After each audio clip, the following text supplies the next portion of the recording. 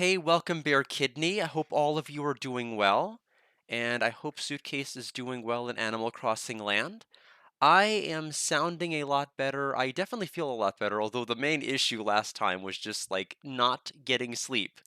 Kind of a huge problem when when you're trying to go through and take care of a bunch of things is just not being able to sleep appropriately. But I did get the sleep. I've been getting all the sleep. I've been doing a lot better. But it is, of course, one of those sicknesses that did affect your lungs. So that means I won't be fully back to normal until 2027. Isn't it just great and lovely how every time you get a little bit of ickiness in your lungs, it'll just stick around forever? I had to read the directions for Dayquil or NyQuil for the first time ever. I don't remember which of the two I took. Because I had not had any of those medications since I was like administered those when I was much younger. So trying to read those bottle directions when you're sick, not fun. It's like all I wanted to know was like, how much do I take? And it took me like 6 minutes to figure out like, oh, here's the part that actually tells me what I need to take. Yeah, I'm over it. It's just like my lungs don't know that yet. It's just they don't know that yet. I'm still like coughing every now and then and sneezing. Mackenzel, I hope you're doing well too. Yeah, and it is that time of year. Like everyone's getting sick. My brother's sick back in Branson. I think my sister's husband had this earlier, and he doesn't normally get sick. Basically, I just kind of do by litmus test. If my father gets something, I'm definitely getting it. If my sister's husband gets something, I'm definitely getting it too. You don't really just pour on the cup. I guess that makes sense. I mean, I guess if that's the serving size. I mean, I don't know any of these things. It's just like I don't keep any. I had to have this stuff bought for me. Because I never have any of this stuff around because I never get sick enough to have any of this around. So it's been a learning experience all around. I really hope that Suitcase feels better soon. And and I don't know how much the Snoot game influenced how Six Suitcase is doing right now. I hear it's done a lot of things to a lot of different people. Oh, does it have one of those little lines? Oh, okay. That's pretty handy. I never really noticed that it's had. I guess I'd have to look closer. I'm sure there's a lot of things I missed just from not having paid very close attention. We'll switch over to scene number one, which has nothing on it yet. I'm going to go ahead and boot up the 3DS capture while we're just kind of chatting and catching up here. But I'll keep that in mind for the hopefully not next time I get sick. But if I'm, if even if I don't get sick, my sister's nephew might someday, and I might want to make sure I'm very clear on how to administer this stuff. Well, although it probably isn't going to be Dayquil I'd be administering, it'd have to be like a child-friendly version of it. But anyway, let's see. Let's connect the capture card in there. I started to play a bit last week on Thursday, but I had no sleep the night before and it just was not working out. So I ended the stream after we got to the to be continued section, and that's about as far as I went. So we'll try to make it a lot further today. Exciting news, Lunar fans. Well, kind of exciting news. It's the game itself isn't exciting, but the fact that we have Lunar prospects is. Next week, because basically once this game is done, the next game is going to be, as I promised, the start of the year is going to be Lunar Silver Star Harmony. In case people are wondering, why are you playing that? It's the only Lunar game at this point I haven't streamed other than Magic School, and Magic School's translator is finishing up chapter 10 out of 12 chapters as far as their playtesting of their script to make sure that nothing is breaking. So it's very, very probable that Magic School 2026 on the Saturn is going to happen this coming year, and I will be damned if Silver Star Harmony is the last Lunar game I play. Is basically what I'm going to go on record as saying. So that's the reason we're getting it out of the way at the very, very beginning because I want to end on Magic School. I do not want to end on it. So that's what's going to happen. I'm very excited. I'm curious if the opening is going to rub me the wrong way as much as it did the very, very first time I experienced it because I didn't think that Lunar was really a story that needed to be embellished at the beginning, and it decided to do it anyway. And I'm like, I don't know if that's okay with me. I don't really think it needed it. Yeah, because I know that I'm going into this knowing I was a hater originally, and I may not. have that same level of hate for it now. I don't know. I know it definitely changed so many things, which I didn't think it needed to change, which is why I'm very, very curious. Bug testing than Volcano High devs. I mean, listen, it's hard to playtest the game if you can't actually press X, okay? Maybe they couldn't play the game to actually playtest it. Maybe they didn't know the PS button trick. Ever think of that? You probably did. Anyway, I will boot up the game. I will say this, I I was I didn't end up hating Volcano High. I just thought I wish it took a little bit more risk. Usually in these types of games where we know the world is going to end, like we all kind of I know Tay and I were both kind of a little apprehensive because we knew it was going to end with like the meteor falling. Um, I was thinking who was in your inner circle was going to end up mattering more. Like I thought it was going to play like some kind of influence. Obviously, it wouldn't change the ultimate ending, but I thought it was like gonna like you would end up doing different stuff towards the end. And I guess like none of that really ended up happening. It would just kind of had a very, very linear storytelling it the entire way through. It's definitely annoying, but my goodness, Snoot Game is on another level of just being annoying. There's just so much of the plot of Snoot Game just involves Fang manipulation for the entire plot to work. Like Trish on one side manipulating Fang's perception of their own self-image to better fit the band because Trish cares about the band in this timeline versus the other side of things, which is Naomi wanting Fang to just be normal because she's dating Nacer and wants a normal relationship and a normal everything. And so having a sibling that's kind of wacky and out there, we can't have that in my relationship. And it's just like so it's just like you're just kind of caught in the middle when you're playing the Snoot game because you know you're gonna have to manipulate one side or the other and like steer it in a certain direction. And it's just like that's pretty sordid. I hate that kind of storytelling. It's pretty terrible. And it's just like I don't know. But I mean, so I was worried. It's the reason I never played Volcano High myself was like I didn't know what kind of tone story-wise it was gonna take. I didn't know if it was just gonna be boring or if it was just gonna be outright like I cannot stomach this. But it wasn't bad. It was just annoying.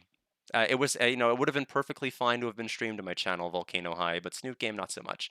Anyway, decided to get that all out there on up front because there's a lot of reading in Phoenix Wright, Ace Attorney Trials and Tribulations. I don't know if any of you knew that, so I wouldn't really be able to get my thoughts across otherwise. Yeah, but in any event, it was very very nice seeing it played over the weekend, just because it was finally I finally got to see it. I finally got to see what it was all about, and I guess a number of my preconceptions about it were definitely wrong.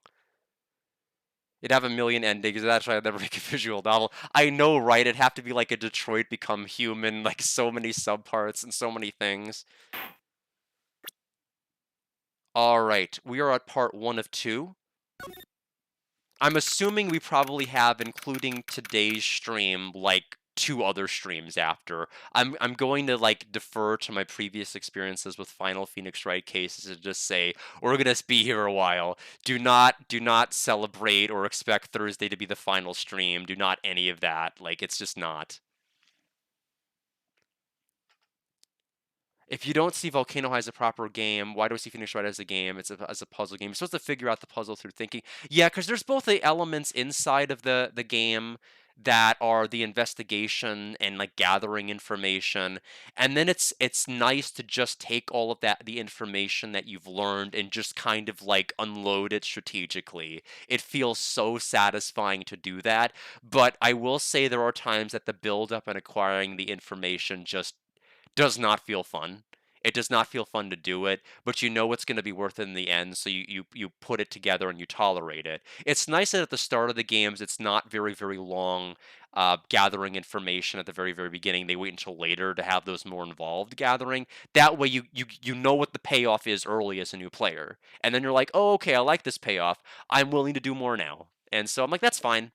But like, I don't know. It's just it feel Phoenix Wright is definitely feels more than just a visual novel. You feel, I guess, a little bit more in control. I don't know until you don't know what the heck's going on, and then you're like, I have no idea. Date, time, and day we have no clue. Ring, ring. Who could that be at this time of night? Beep. Yes, Edgeworth speaking. Edgy, get up! It's an emergency. Huh? Larry, do you know what time it is?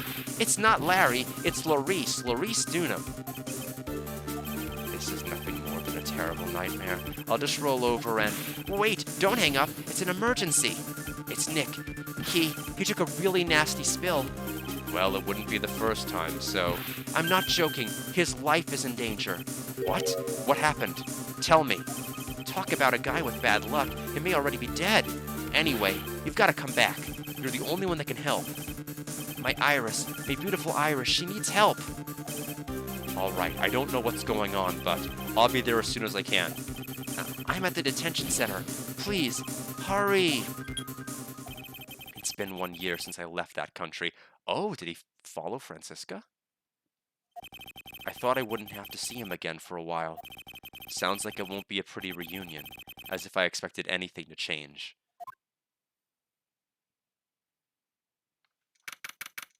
So wait, did he call him in a different country? Are we gonna call Francisca? Get the whip! I don't know what's going on. The detention center, visitor's room. You're late, Edgy! What took you so long? Okay, evidently not. Evidently he's not in a different country. I don't want to hear it. I chartered a oh, never mind, he was! Okay, I chartered a private jet to come as quickly as I could. Well, you should have chartered a faster one. Anyway, just listen. Something happened to Miss Elise, and Nick is... Maya, and Iris's bikini. Huh? Say something, Edgy. Before I came here, I stopped in at a hospital where Wright is. I believe I have a better understanding of the situation than you at this point. Yes, I know, very sick. The murder victim was the picture book author, Miss Elise Donham. She was found by Wright and the head nun. The suspect is the temple's younger nun. Then later, while Wright was crossing the bridge, it broke and he fell into the river. The hospital says that he'll need at least 2 days of bed rest. Yes, that's right. You got it. But they arrested her. My sweet little Iris. And here I was, convinced he was the one the police had arrested. However, I still don't understand what these 2 items are for. What are you talking about? They're things Wright gave to me when I was leaving his room. Oh, are they the... Did he find the jewels? He won't be able to pay the international phone, but that's okay. We'll just bill Wright's office for it. They always bill Wright's office for everything. This is the first. Oh, it's the Oh, are we playable Edgeworth? We're playing as Edgeworth. Wait a minute. What do we... Wait, but what do we even have to flash at this point? Wait a minute. I guess we could flash his attorney badge. Yeah, we could live it up a little bit. Yeah, put it on gun shoes, endless debt. Yes, it's like we're gonna keep docking points like Snape docking Gryffindor points. He says some nonsense about being able to see into people's hearts with this. And the other, he couldn't possibly be asking what I think he is. I'm begging you, Iris's trial starts tomorrow. With Nick out of the picture, you're all I've got left. You're the only one that can represent her. What did you just say? You know, represent, defend. What were you expecting? Why do you think it called you anyway? I'm a prosecutor, Larry, a prosecutor. Do you understand what I'm saying? A prosecutor's a lawyer who... Don't talk to me like a kid. I graduated from junior high, you know. Oh, it is. Sorry. This is a Larice, if you didn't know. Okay, bye. Don't worry about it. I promise I won't tell. But I mean, I heard a paper badge had no problem fooling an entire court before. How could this country's judicial system have fallen into such decay? Please, Edgy, at least listen to her. Listen to Iris' side of the story. So Wright wasn't joking when he gave me this badge after all.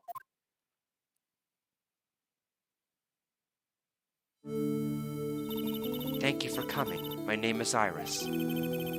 Edgeworth, Miles Edgeworth. I don't know if I can be of any help, but I will at least hear what you have to say about the murder.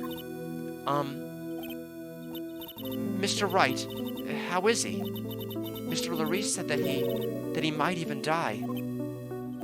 Fortunately, he will be fine. Larry, you moron, how could you say something like that? He was badly bruised when he hit the water, but otherwise he's unharmed. Thank goodness. But he caught some kind of nasty cold. We all have, fortunately. A cold. He's running a high fever, and is drifting in and out of consciousness. I must be imagining things. This woman, I feel like I've met her before. here is his attorney's badge. Is that an attorney's badge? I love you, Iris. I love you, Iris. I love you, Iris. Best girl, best girl, best girl. Axew, you. I haven't seen the Axew yet. I'm waiting. Waiting patiently. Is that an attorney's badge? Yes, this belongs to Wright. Really? I'm actually a prosecutor. Oh, then why do you have a defense attorney's badge pinned in your lapel? Well, you see, I borrowed it. That's right. What about the Cold Killer X? You would have thought that all of the publicity from the trial about him killing Cold's Good would have put them on the market. Although I guess having it implicated in an almost murder plot of Phoenix Wright might have hurt their brand image. I don't know. Killing everything versus killing Cold is kind of bad, I suppose. Present the Magatama.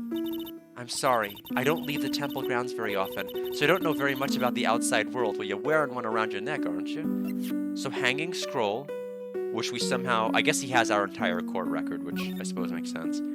Does everything in the profile come from his point of view? Yes, it does!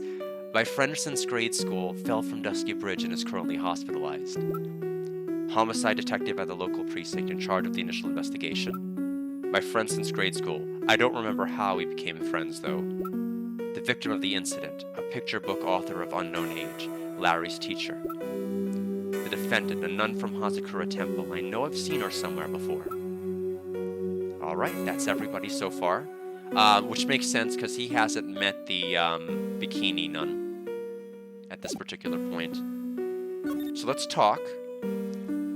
Iris. Pardon me, Iris. I would like to ask you something, if you don't mind. I have the distinct feeling you and I have met before. It must be your imagination, Mr. Edgeworth. After all, I hardly ever leave Hazakura Temple. Hazakura Temple? What's that? It's a place where those who wish to boost their spiritual power come to train. You need to undergo some very difficult training to release your inner spiritual power. Spiritual power? Did you go to that temple for that reason as well? No, I don't have any spiritual powers. I don't need them. In that case, what are you doing at that temple then? I've committed some sins.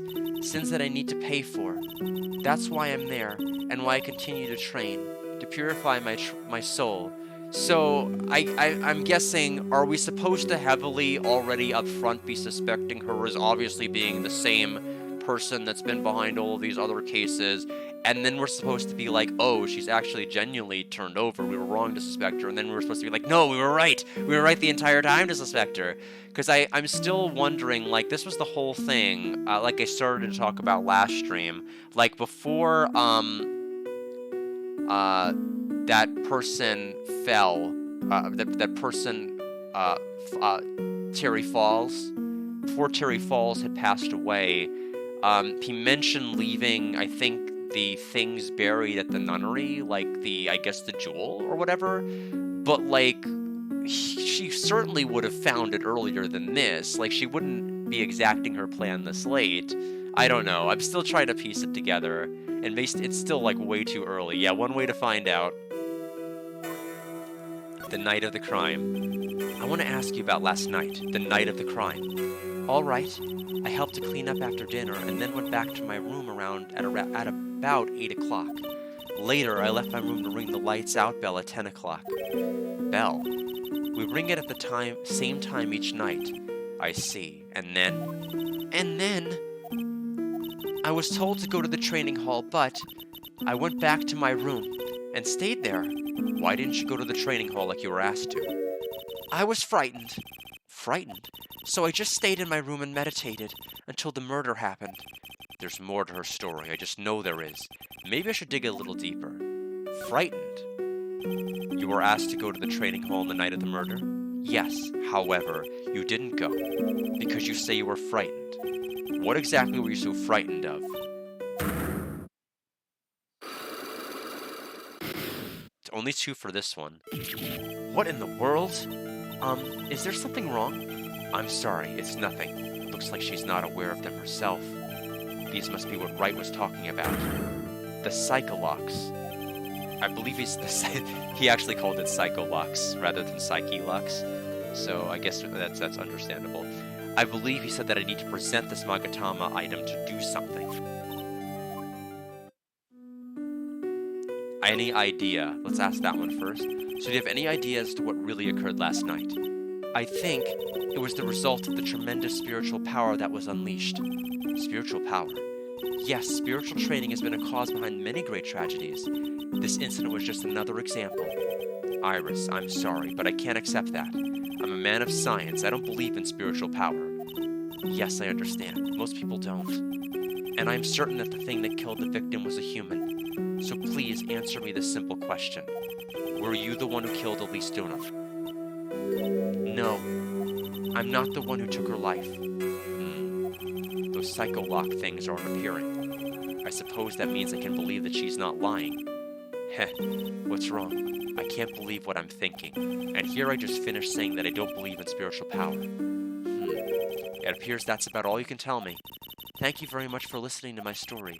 I visited Wright at the hospital before coming here. He asked me to take care of you. Me? Yes, at the trial tomorrow. He asked me to defend you. If Mr. Wright has that much faith in you, Mr. Edgeworth, then I will gladly entrust my fate in your capable hands. But before that, I have one question. Yes? Do you know Wright? Why would you ask that? Whenever you came up in our conversation, you begin to act a little strange. Mr. Edgeworth, are you his friend? Friend? Well, in a sense, yes. It was 5 years ago. That's when I deceived him. You deceived him? I heard that he was in a lot of pain after what happened. I know what a weak person I am. That's why I thought it was best if he never saw me again. I wanted him to just forget about me without learning the truth. Yes, but unless the psyche locks are in someone else's, the Magatama is in someone else's hand, we'll never be able to detect he's lying about his true feelings. What a tragedy. When does Francisca come in her own private jet, flying her Blue Eyes White Dragon jet and just arriving in the middle of the trial? Well, if you ask me, Wright is still suffering, and until he learns the truth, I don't think he will ever be able to truly recover. Iris, it's not too late. You should go to him, tell him the truth. She's in a holding cell. She's in the detention center. She can't do that. Why would you suggest she do it? I'll defend you, but only if you agree to that one condition. All right, Mr. Edgeworth. I promise. Very well, I'll do everything in my power to get you an acquittal. That's enough information gathering for now. I have a Magatama to present. Excuse me. Okay, fine. I should head to the crime scene. Obviously, it isn't going to work. I at least want to see us fail at it. I needed to hear the take that. I was frightened. Since I have been handed this case, it is my duty to dig up all the answers. Yes, sir. Yeah, I know, but I will at least go this far, and then I'll back out before presenting the wrong info. The smallest flame can sometimes bathe the case in a whole new light. In my years in court, I've seen it happen over and over again. That's why I'm committed to searching out until I have those answers. Now then, is it really true that you didn't go to the inner temple last night? Yes, I swear. I already told you that. Yes, you said you didn't go because you were frightened. That's right. If that's the case, then the obvious question is, what were you so afraid of? Iris, I wonder, is this what frightened you so much that you couldn't even leave your own room? Would it be the attorney badge? It looks like I still don't have enough information. I need to investigate further and gather some more evidence. All right, bye! Suspension bridge. Hastily boarded up. Appreciate it. If only... So, maybe if they took a couple of those boards and, like, administered them to the bridge, like the parts that are broken, that'd be pretty nice. You gonna do that? No? It sure is cold, all right. So this is it. A dusky bridge. Mr. Edgeworth. Detective Gumshoe. Long time no see. It's been about a year, or has it been longer? It doesn't matter, Detective. What does matter is why you're shuffling around up here. Oh, ouch. And there was a sharp left jab. Well, I'm happy to see you anyway, Mr. Edgeworth. Let me guess, you were transferred into another section at work. A good choice. The vast amount of nothing upstairs must be quite easy to guard. I heard you were back in the country and arranged to come all the way out here. Everybody was real nice. They even let me take charge of the investigation, sir. Gumshoe indeed, like gum on your shoes, impossible to get rid of. I'm supposed to report on the details of the crime scene, sir. Anyway, here I am, Detective Dick Gumshoe reporting for duty. Great. Thank you, Detective. I thought Prosecutor Godot was gonna get here before me. That guy's a real mystery, I tell you. Prosecutor Godot? That's right, he would have no information. This is him being nice to him. That's the sad part. What happened? I just got back to the country, so I don't know much about the case. It's simple. Well, simple as simple does, as they say. Oh, you've got no idea how much I've missed that biting sarcasm of yours, sir. It's a pleasure to be held at your iron grip, boss. But seriously, this one's a piece of cake. There's a witness that saw the whole thing. A witness? Yeah, that bikini lady. Bikini lady? Here on this freezing cold mountain? Well, you should talk to her yourself if you want the details, sir. I may have to talk to this bikini lady, decisive witness myself. Dusky Bridge? It's coming out of Gumshoe's salary, that's a shame. So this is the bridge that Wright fell through? Yup, I can't imagine being that reckless myself. Look before you cross, is how it goes, right? Or was that leap? And is there something on the other side? Yeah, some old building they call the Inner Temple. We can't get over there without a bridge, sir. What? Nobody lives there, so it's usually not a problem. But someone was at the Inner Temple doing some training, and now they're stuck there. Yes, I heard that from Wright. It's Maya Fey. Oh no, her again? Anyway, the air is really turbulent right now, so we can't do an air... I was going to say, why not just use his private jet? I'm like, okay. So, private jet out of the picture. Thank you for explaining. Thank you for taking the time to explain why that can't happen. No one's going to be able to reach the Inner Temple until tomorrow, sir. Well, should be alright in this cold. So how did this bridge burn down anyway? We're almost 100% sure it was lightning. Lightning. Prosecutor Godot, please? So who is this Prosecutor Godot? I've never heard of him. Yeah, he's a new guy. Showed up after you left the country. He's a complete rookie, but nobody can say a bad word about the guy. What kind of a man is he? He just became a prosecutor recently, but he's good, sir. Real good. He's so good, how is it that I've never heard of him? Is he the lead prosecutor on this case? You bet he is. After all, you know who is right in the middle of it. You know who? Phoenix Wright, of course. For some reason, Godot has really got it in for Mr. Wright. Oh? Yeah, he seems to have some kind of a grudge. And what would be the cause of this grudge? I don't know. Maybe he made fun of his mask or something. None of this is making any sense. I'd better look into this Godot myself. And he's now added to my profile. The prosecutor for the case. He apparently holds some sort of grudge against Wright. Lightning? You're telling me the bridge caught on fire due to a fluke bolt of lightning? Yup, last night it snowed for the first time in 3 days. It's a little unusual for lightning to occur during a snowfall like that, but according to the weather data, lightning definitely struck. Weather data added to the court record. I see. This is a very detailed weather report. Let's see. Eagle Mountain weather data for February 7th. Snow with occasional lightning strikes. Snow 7 to approximately 10 p.m. Lightning 10 to approximately 11 p.m. Now, what was it we literally just heard Iris say? That at 10 o'clock she went to ring the bell? Something like that, or that was the time that the bell was supposed to be rung to signal something. Lightning struck Dusky Bridge at 10:45. Around 30 minutes passed between the fire starting and going out. Well, that's definitely going to be important. Almost 2 details. It even has the exact time that the lightning struck the bridge. Oh, that? We got that information from the witness's testimony. Someone actually saw the lightning at the bridge? Who is this witness? Sorry, I'll go ask one of the local cops later, sir.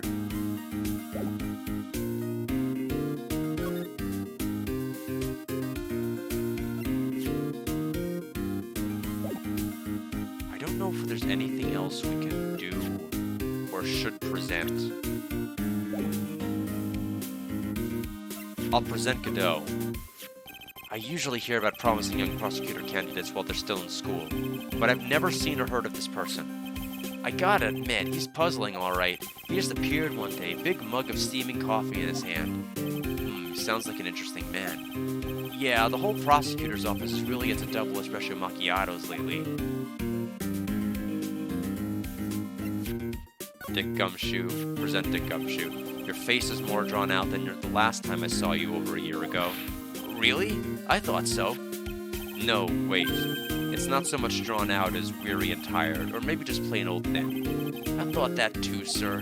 My salary's been kinda on the low end. So yeah, my food options have been kinda non-existent. Off-brand chicken soup, off-brand spaghetti, off-brand bread, that sort of stuff. I thought you were really into instant noodles last year?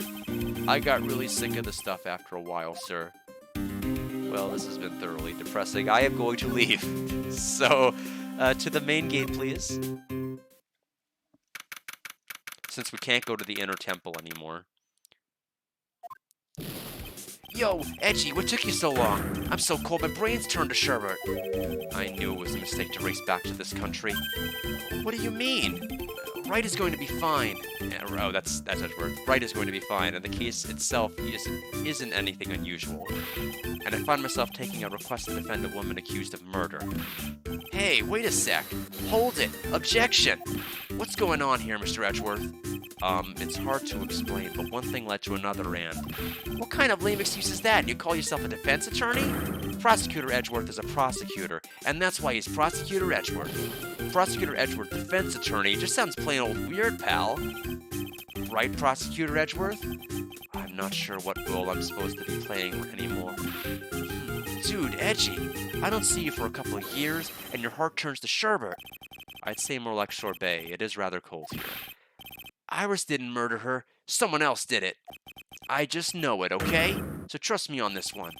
Ever the romantic, aren't you, Larry? Nevertheless, I'll do whatever I can to prove her innocence. At least until I pass the baton on to Wright, that is. So let's talk about Iris. Man, I'm telling you, Iris is so cute. Right, Edgy? You think so too, don't you? What's wrong? Why are you so quiet? To put it simply, your comment has me highly concerned.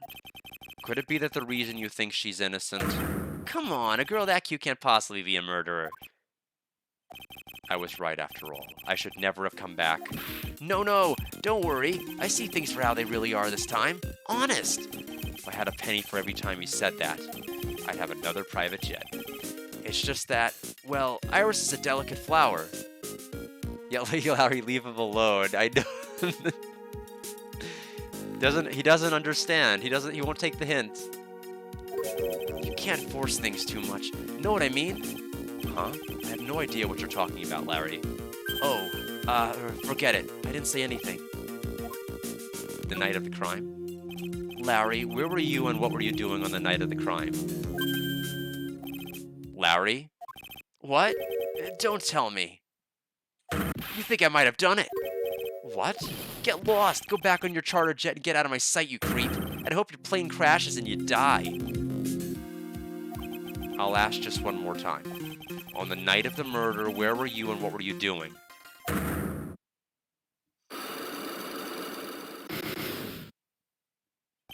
As I suspected, a psycho lock.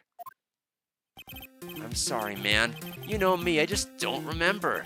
My short-term memory's a wreck, dude. Well, I do not think we are ready yet.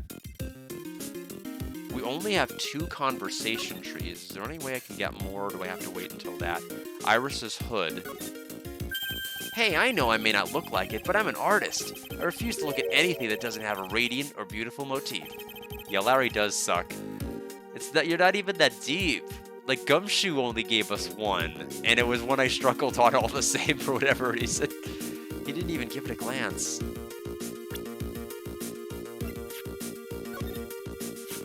I have a feeling that she's hiding something. Could be. After all, she's shy and gets embarrassed pretty easily.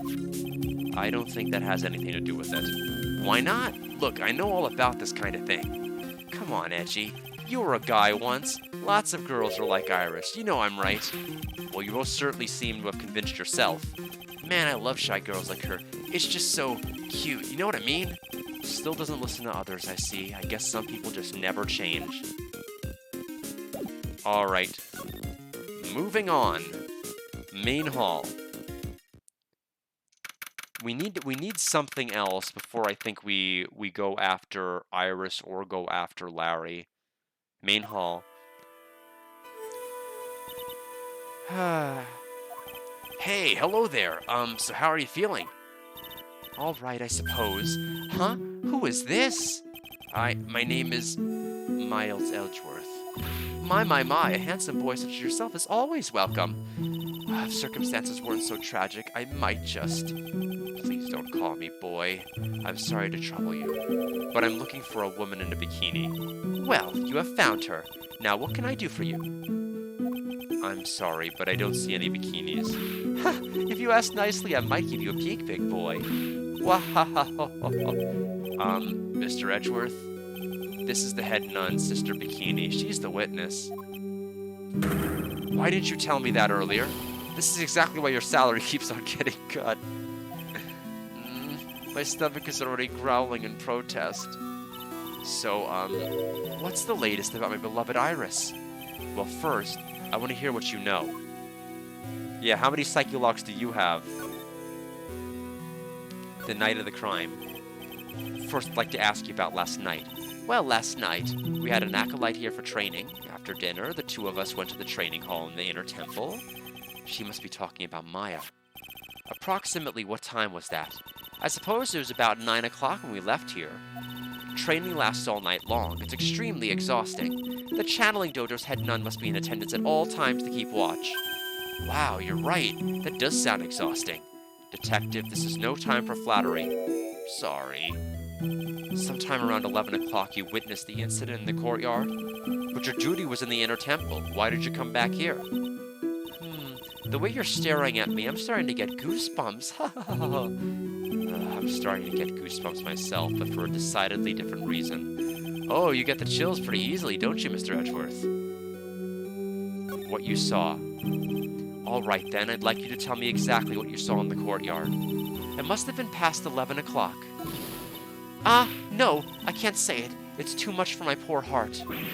Hey, calm down, lady. Let go of my tie. I saw two people. One of them was lying on the ground. The other one was stabbing her from the back with a sword. Oh, it must be the Shishishito. Like, everything has to, like, cosmically connect, right? It has to be the Shishishito that I question how it could possibly be the correct murder weapon. So that's gotta be what was used to stab it, because it was implicated in another murder and another crime, and so it has to cosmically connect, right? Did you see this criminal with your own eyes? I didn't want to believe what I was seeing, but it was Iris. You must have been quite shocked. Of course she was. Try putting yourself in her shoes. If you were stabbing Mr. Wright smack in the middle of a courtroom, and I happened to witness it from the witness stand, I'd be pretty shocked too. I know it sounds insane, but that's what I saw. And when I finally realized what I was seeing, I screamed, and then I passed out. Unfortunately for us, her testimony seems to be pretty solid.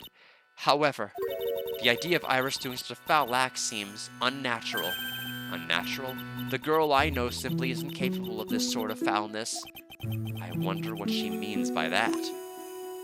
Why return? As the head nun, it's your duty to stay with the acolyte at all times, correct?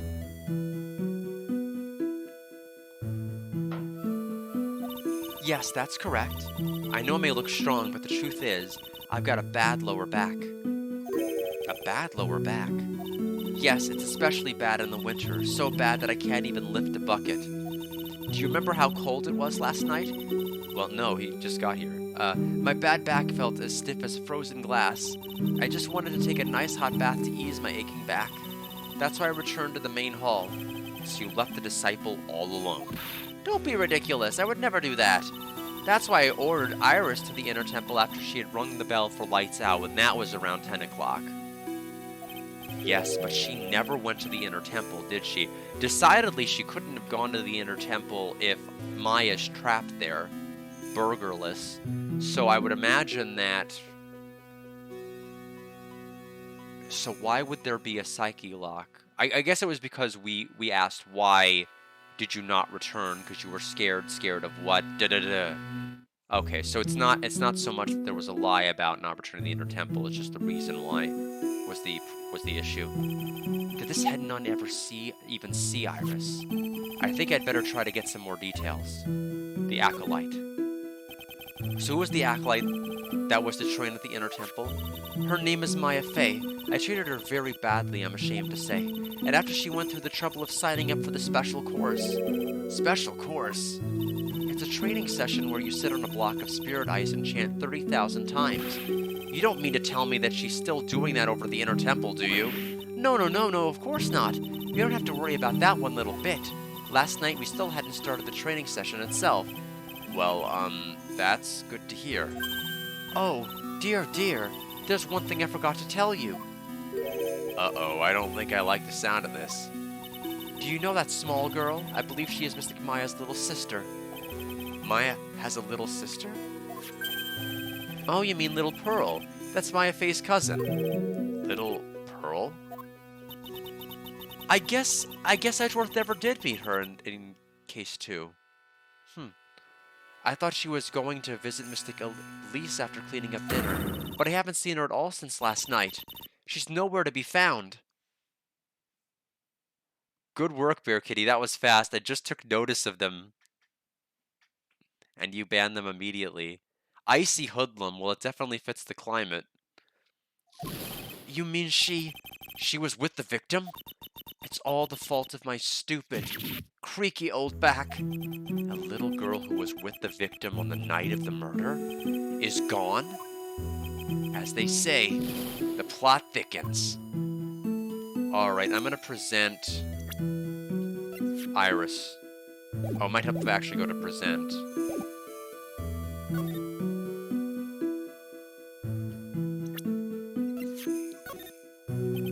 You said you went with Maya to the training hall in the inner temple last night. Did you happen to see Iris when you went there? Of course I saw her. I told her to meet us after ringing the 10 o'clock bell for lights out. So you're saying Iris came to the inner temple then? Of course she did. Iris has always been a good, obedient girl. After that, I had Maya begin her training ceremony. Wait, what? Didn't she just, like, a couple of sentences ago say this didn't happen? Not only the unless I misunderstood what she said. Clearly, I must have misunderstood what she said. I understand it doesn't fit with Iris's story at all, but it also doesn't fit with her earlier story at all? What? She said that she never went to the inner temple. And Bikini said she never went to the inner temple. Or at least she said she wasn't there when she... But then she went? But then how did she get back? Did she jump in the water and go like, wee? As they say, the plot thickens. Okay, so... Is there anything else I can do here? We can get information about Elise, perhaps. Oh, how could such a terrible thing have happened? It's all my fault. Well, come on, lady. I don't think you need to take all the blame yourself. Quiet. What do you know anyway? Oh, you're scary. With that stupid 5 o'clock shadow and that stupid old coat of yours. It's too bad that you weren't the one that disappeared. My God. I feel like every time I press, it just, like, it comes back on Gumshoe. Like, she's taking things from his salary now. Why does she have to take it all out on me? Her anger does seem a little manufactured.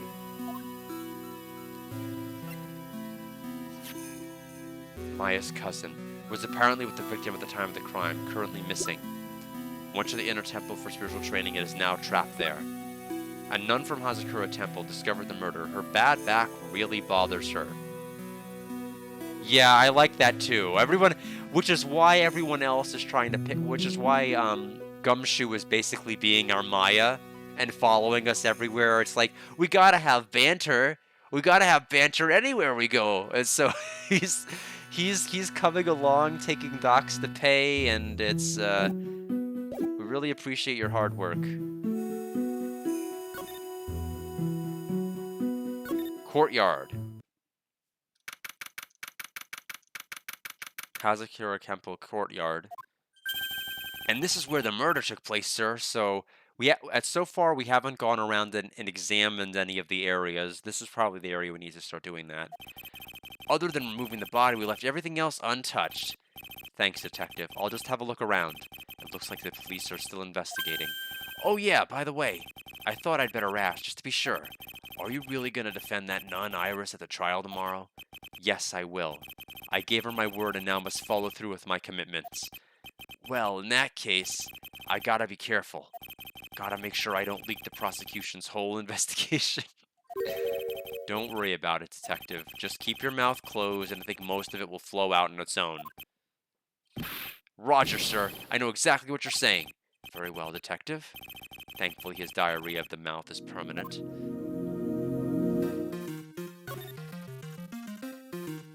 Victim, what happened tomorrow's trial? Let's examine first, and then we'll talk.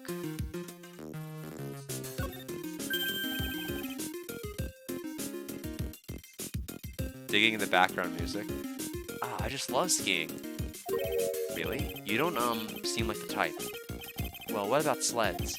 Sleds? Nah, they're a little too kiddie, you know? Messes with the hard-boiled image. What's with the silence, Mr. Edgeworth? Is the world starting to go mad? So the sword from the gold statue is actually, yep, it was the Shishishito. What a shock. Is actually the murder weapon. It sure is. It's called the Shishishito, by the way. Nasty piece of work, sir. There's still blood on it. I suppose this is the victim's blood? Yup, it's all over the blade. And speaking of all over the blade, there are fingerprints all over the hilt of the Shishishito, too. Fingerprints. Naturally, they match the prints we got from the younger nun, the defendant. Her fingerprints are on the murder weapon? What's wrong? You're looking really solemn. Is this how it is for Wright? Is this what it's like to be a defense lawyer? Yeah, I figure it doesn't really feel good. To be honest, it feels more like it's detrimental to your health. The Shishito has been added to the court record.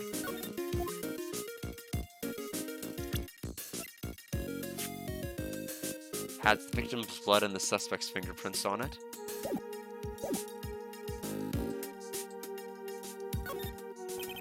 The main gate must be just over that stone wall. Ah, stone walls. I jumped over a few of those in my time. Most of them are good memories, but not all. Detective, perhaps someone should introduce you to the concept of paucity of words. What is this? What's this? It looks like a wizard staff. Oh, that's the one that, that she was holding. The, Elise Donum. Let me get to the photo. Yeah, it's the same one. It's missing the jewel. Don't tell me that that's the... Is that jewel, like... We never got to see the missing jewelry in that one case, did we? Was that what it was all about? Is that the actual jewel in question? I mean, I thought it was a diamond. I guess, is it a diamond?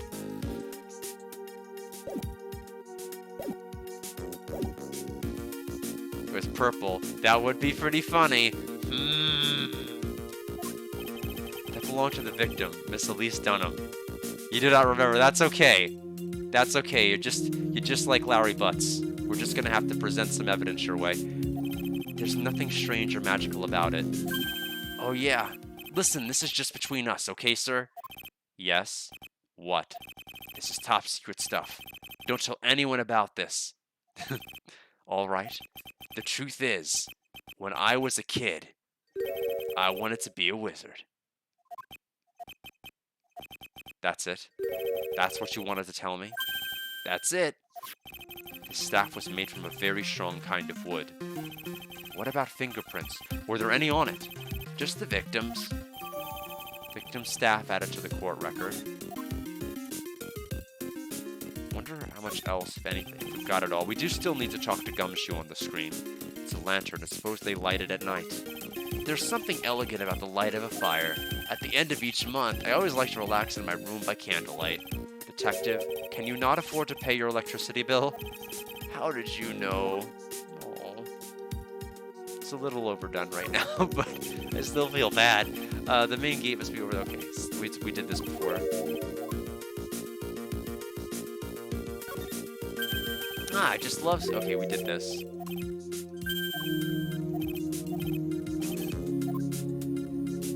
It looked like that applied for the sled and or the skis on the wall. So we have the Shishishito. Let's talk to him. Gumshoe the Green. The victim. The victim is the famous picture book author, Miss Elise Donham.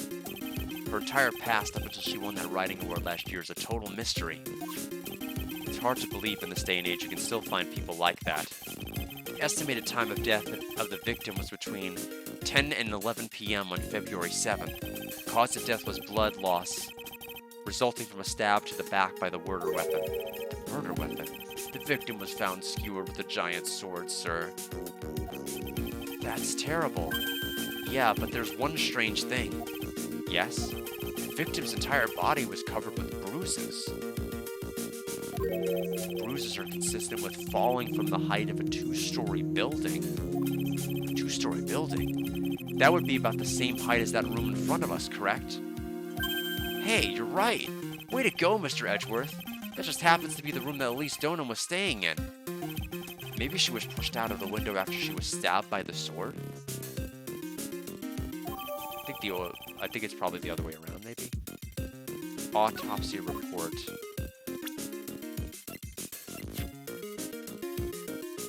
It doesn't mention the bruises on this. Oh, it does mention the body fell 10 feet.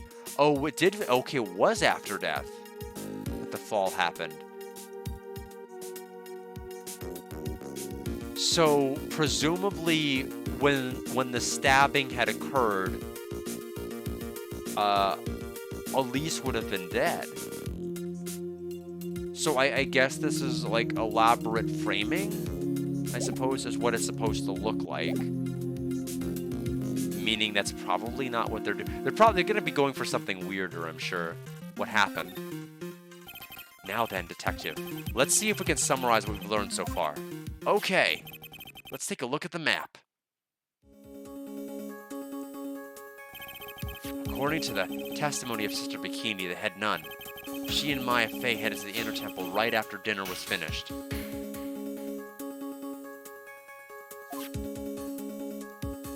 And at that time she wasn't there yet. Iris was not there. She came later after the dinner bell rang at 10, presumably.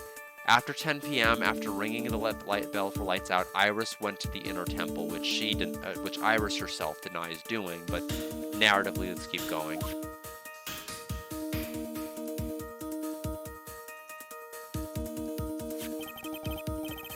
When she got there, Bikini had her take over while she went back to Hazakura Temple.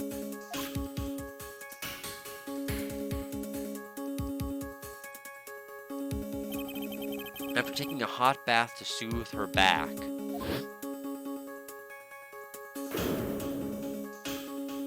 Sister Bikini witnessed the murder in the courtyard.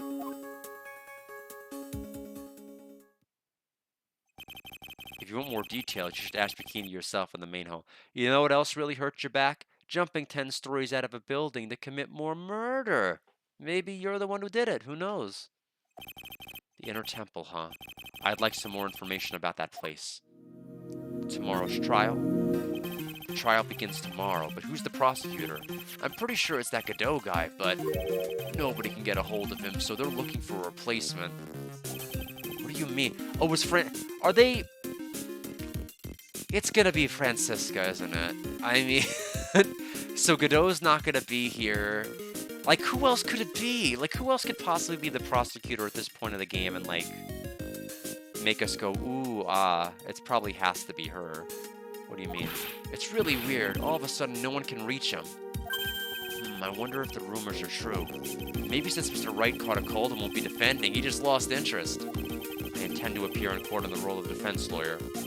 However, I would be quite unhappy if it came out that I'm actually a prosecutor. Yeah, I can see why, but I'm not the one you have to worry about. I think the real problem is going to be that judge. Yes, he certainly would remember my face even after such a long absence. That's why I requested another judge preside over the case. We've only met each other once. There's a good chance he won't remember me at all. Yeah, but what about the prosecutor? You can request judges. I guess. Everyone in the prosecutor's office must know you. Would it be a problem if someone there made a big stink, sir? There's no need to worry. I pulled a few strings and arranged for a prosecutor of my own choosing. It's gonna be Francisca. Wow, Mr. Edgeworth. I had no idea I had such a powerful string to pull. Inner Temple? What is the Inner Temple that Maya was supposedly training at? According to Bikini, it's an old building they use for training the acolytes. It's on the other side of the Dusky Bridge, the bridge that burned down, huh? Is there anything else on the other side of that bridge besides the Inner Temple? Nope, not a thing. Nothing? The other side is surrounded by cliffs on all sides. In a way, it's kind of like a little island out there. So the only thing there is the Inner Temple. Oh, the only thing there is the Inner Temple. I hear it's not the kind of place a person could survive in. Please be alright, Maya.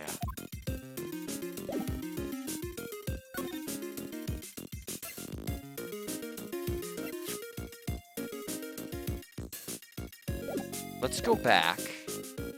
We need to present some of the stuff we just acquired back to the nun, Bikini. Hey, Bikini. Look what I got. About this here. Let me see.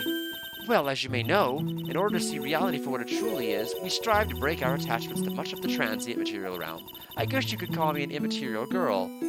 I guess she lives in an immaterial world, huh, Mr. Edgeworth? Well, that was pointless. How about the Shishishito? No, huh? So, I would have thought she would have accepted more information about that autopsy report. Nope. Maybe if somebody other than Gumshoe tried. So, I have nothing new to give her.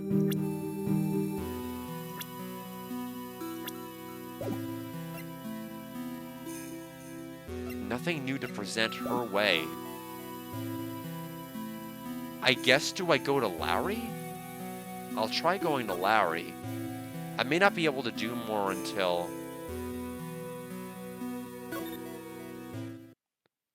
Oh.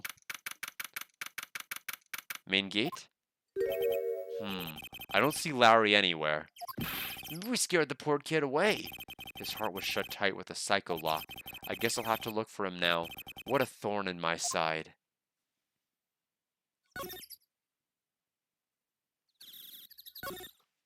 I suppose this type of thing is necessary up here in the mountains. Say, this just gave me a great idea. Something tells me he's going to tell me what's on his mind, whether I like it or not. Yes, of course. So, Attorney's Badge, the Monogatama, Hanging Scroll, Iris's Hood, the Temple Map, Occult New Year's Issue, Photo Valise, Weather Data, Shishishito, Victim Staff, and Elise's Autopsy Report are all in my court record. And we have Phoenix Wright, Dick Gumshoe, Larry Butts, Elise Donham, Iris, Godot, Bikini, Maya, and Pearl unlocked as portraits. Portraits. I don't know what I was trying to say. Porpoises? What is that? like dolphins? I don't know what I was trying to say, but not the right thing. I've got an idea for a brand new invention. It might even make me rich. Yeah, knowing me, it's likely I'd miss something somewhere along the way, something very obvious. An invention. Yeah, a car that could travel on snow. I'd call it a snow car. So what do you think, sir? Would you go for a ride on something like that? Only after you take the first 1,000 test rides. So back to the bridge? No. So he's not here. Main gate.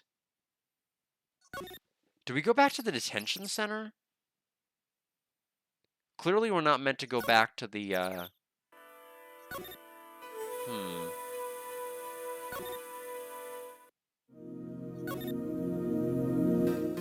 Okay. Just have to figure out which series of moving.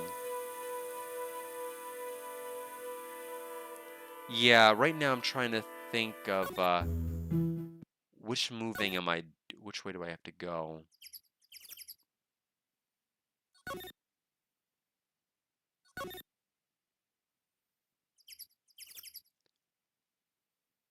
Oh, hold on. Let me look at the environment here.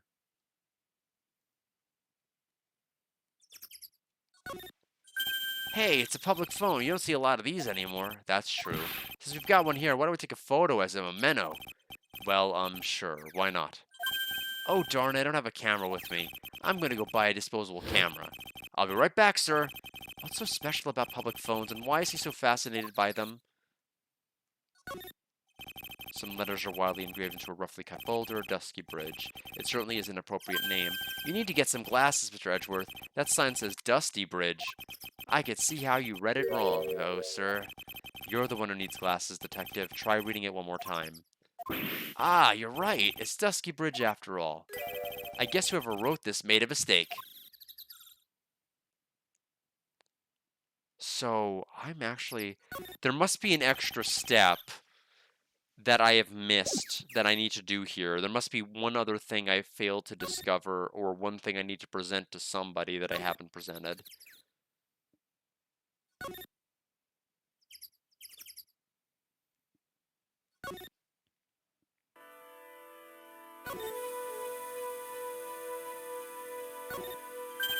Oh, it's a warmed cat box, but where are all the cats? It's called a hibachi. It's for heating the room. Oh, look at all these ancient straw frisbees. Those are a type of zabuton cushions called enza. Why are you giving me such a hard time, huh, Mr. Edgeworth? Why? Because learning something new might actually be a good thing for you, detective. That thing sure casts a strong presence over the whole room. This is the Lesser Magatama. It's a precious heirloom containing a great many souls. Huh? This is lesser? What is the greater one like? The greater Magatama is displayed in the main room of Fey Manor. It was supposed to be shown at the Treasures of Crane exhibit, but it was so large that they couldn't bring it through the doors. It's an altar with a giant Magatama enshrined on it. There are lots of candles lined up on it, too. You know, I haven't had a birthday party for myself in a while. Maybe you should blow out those candles over there to make up for that. Mr. Edgeworth, would you mind singing happy birthday to me? Stop that! Cut that out! Please don't blow out the altar candles! Well, I do not know what else I can present here. She didn't care for any of the new things I found. I guess I can start presenting profiles. This is Mystic Elise's apprentice, is it not? I think he might have a bit of a crush on me, sweet boy at any rate. Huh? Oh, I don't blame him. Such a bikini understands the temptations of young men. Sure. But I'm afraid it wouldn't be proper to abuse my position. I am a head nun, after all. But in return, I did allow him to draw a portrait of me. I pray it was a pose that maintained your modesty for everyone's sake. There was something, I thought I examined everything. I examined this thing. I examined the altar. I examined the hibachi. More Enza cushions in the corner of the room. What's that white piece of paper? Oh, okay. Oh. White piece of paper. I know. With an added bit of pressure, since he's part of my party now of merry roving defense attorney bands, like every minute I struggle, he loses more and more pay. It's like it's rough. You gotta speed run the game to keep his salary high. White piece of paper sticking out from under the stack. Beats me. Would you mind checking out that for me, Detective Gumshoe? Yes, sir. Here you are, Mr. Edgeworth. It looks like an old manila envelope. Yeah. One moment. I'm looking that up. Maybe I'm the one who had it wrong.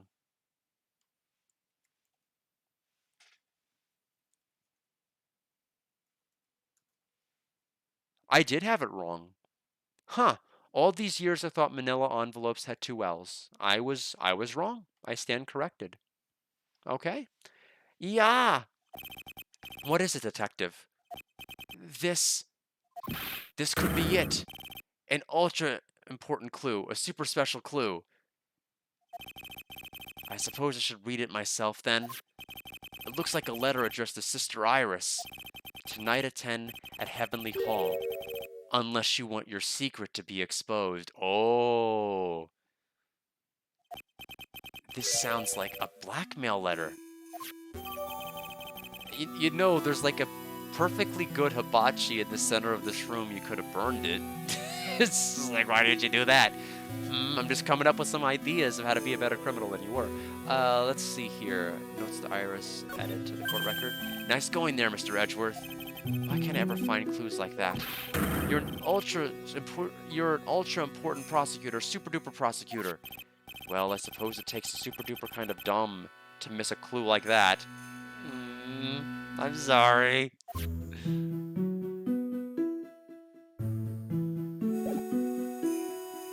Yes.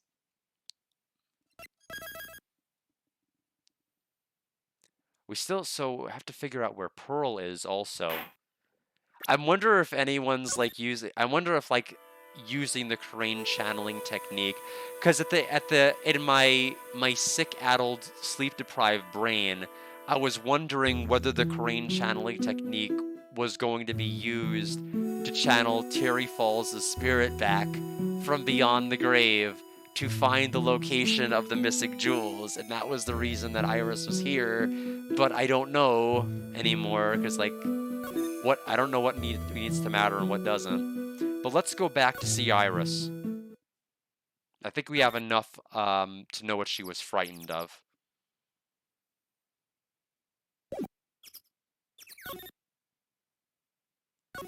You're not the only one who thought there were two L's. Yeah, I mean, it's a word I've heard more than I've seen written. That's for sure.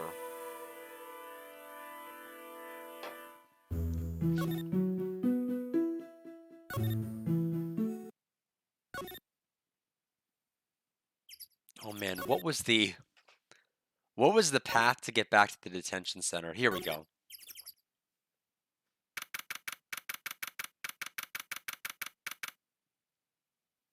Yeah, it's just like the Korean shadow. The reason that she fell 10 feet is because Terry Falls was channeled, and as you know, he has an iron chain that he hangs onto, an iron ball and chain that he has at all times, and that forced her to fall out the window. That's how she died. It was a complete accident. We were trying to channel Terry Falls, and she had a great fall. Ah, Mr. Edgeworth. I came back because I need to ask you a few more questions, if you don't mind. But I've already told you everything that Iris, please remember. I'm on your side. You can tell me anything. Okay. Okay, well, clearly I need to still drink some more water.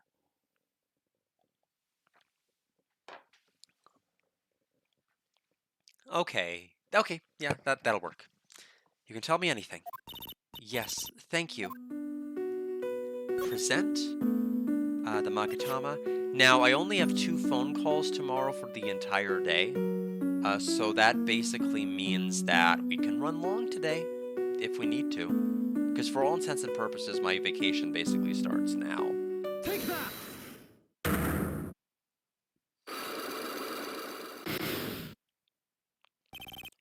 The take that is it's going to take some getting used to. I was frightened. So since I've been handed this case of duty, they give all the answers, understand. Yes, sir. The smallest thing can sometimes be the case in a whole new light. My years in court, I've seen it happen over and over again. That's why I'm committed to searching until I have those answers. Now then, is it really true that you didn't go to the Inner Temple last night?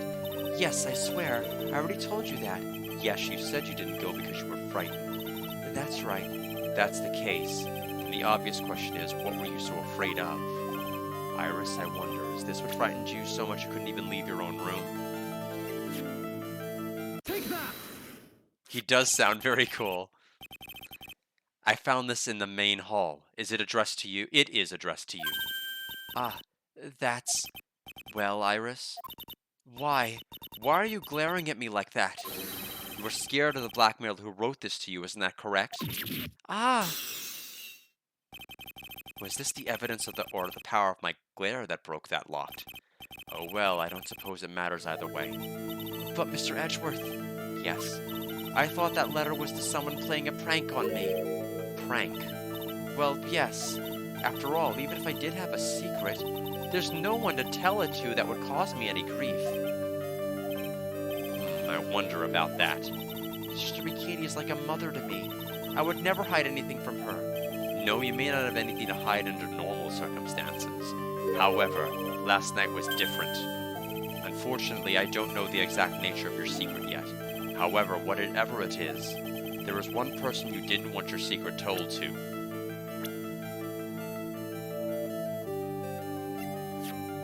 Take that! Oh, wrong one. Well, Iris, Mr. Edgeworth, is it just possible that maybe you yourself have a deep, dark secret in your heart? Confess to Phoenix, confess to Phoenix, confess to Phoenix. Why do you say that? As they say, it takes one to know one.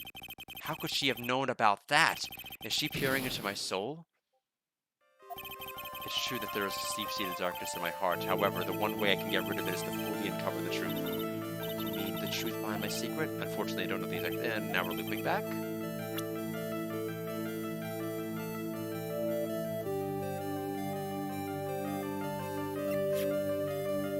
Take that! Okay, I'm not... Oh, Phoenix!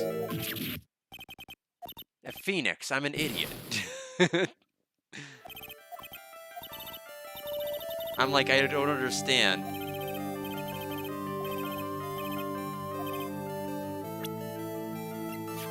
Take that! Phoenix Wright. Ah, you mean something to write. You mean something to write, it seems. And I can tell he holds a special place in your heart as well. That's why you didn't want him, of all people, to know your deep, dark secret. Well, what do you have to say? I should have expected as much, especially from a friend of his. Oh, that's a cute expression. Give me my soul back. Frightened? After dinner, this letter was waiting for me in my room. As I said, I was frightened by it. What is this heavenly hall the letter mentions? It's a small mountain shack at the base of Dusky Bridge. A small shack, huh? It's more like a broken down shack that no one would ever want to go near. Where is it on this map? It's around here. To get there, you must follow a small path down from the Dusky Bridge. The reality is, to get to the Inner Temple, I had no choice but to cross that bridge. But for the thought that such a terrible criminal could be lurking at Heavenly Hall, I was so scared by the whole affair that I didn't want to think about it at all. So this is the secret that you locked away in your heart? Yes. It looks as though I may have to visit this Heavenly Hall now. Maybe I'll find some sign of our mystery blackmailer. In any case, you still claim to have never left your room last night? Yes, that's exactly right. Iris's testimony added to the court record. The trial starts tomorrow. I promise you I will win. I'm going to win so that you and Phoenix Wright can see each other again. But when I do, you must promise me that you will tell him your secret. But it's pointless. Why would you say that? Because I may know who Phoenix Wright is, but he has no idea who I am. I just finished speaking to the head nun of Hazakura Temple. She testified very clearly as to what happened. She said she saw you stab Miss Elise Stoneham with a sword. And one other thing. She said that when Maya Fey began her training at the Inner Temple, you were there as well. What? When I spoke with you last night, you claimed you had never went to the Inner Temple. And yet Sister Bikini says she met with you at the Inner Temple that very night. But I didn't go there. I didn't go to the Inner Temple last night. I actually believe you. What do you think of the school staff? Doesn't leave the temple grounds. He has nothing to say. Shito? Is that the murder weapon? Yes, it is. Have you ever seen it before? Yes, Mystic Ami was holding it in the courtyard, and apparently the head nun witnessed the whole sad affair. She saw you stabbing Miss Elise Stoneham with this very sword last night.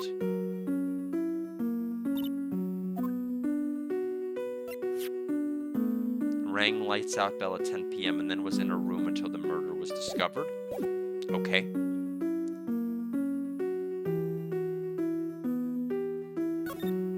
Let's go back to the suspension bridge and then take a path to the left.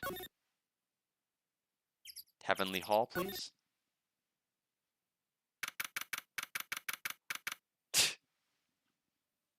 I'm laughing because I see who's decorated on the actual wall shack. Laurice. Whoa, not much of a view down here, huh? It's still better than the view from my apartment, though. Someone's here. Hide yourself, detective. Oh, why? Why does this always happen? I had a feeling it was Larry, so I used the voice. Whenever I find a girl I like, they always run away. I even chased one of them to Tibet. Next is going to be prison, I guess. I'll steal that detective's wallet. That'll get me locked up for sure. Nah, I can't do that to someone who looks like he's down on his luck. He's just talking to himself. Shh, be quiet and listen. I knew it. I shouldn't have done that. I blew it again. Done that? What did he do, I wonder? Oh, did you set...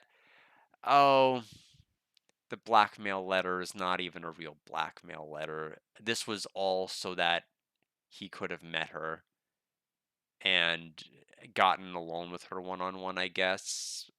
Although, even though there would have been other opportunities to have done it, is, I guess, the understanding or implication. What did he do, I wonder? Hey, you! About what you just said. I got an objection.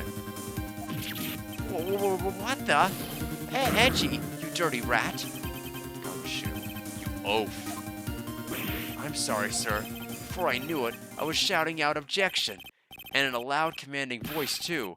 I even pointed with my pointer finger. You've watched too many trials. I'm sorry. Okay, Larry, the jig is up. What have you got to say for yourself? Heavenly Hall. What is this little shack anyway? Well, I just discovered it myself yesterday.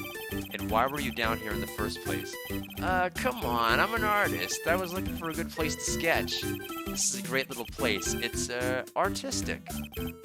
It's quiet, it's cold, it's got no power, and it looks like it's about to collapse. Sounds like my apartment there, pal. One thing's for sure. No one is likely to show up and disturb you here. So I can get you something, can I get you something to drink? Some hot water, maybe? He's getting all buddy-buddy on us, sir. Iris. Listen to me, Edgy. You've got to do this. You've got to save Iris. Why are you so sure she's innocent? Because she's cute?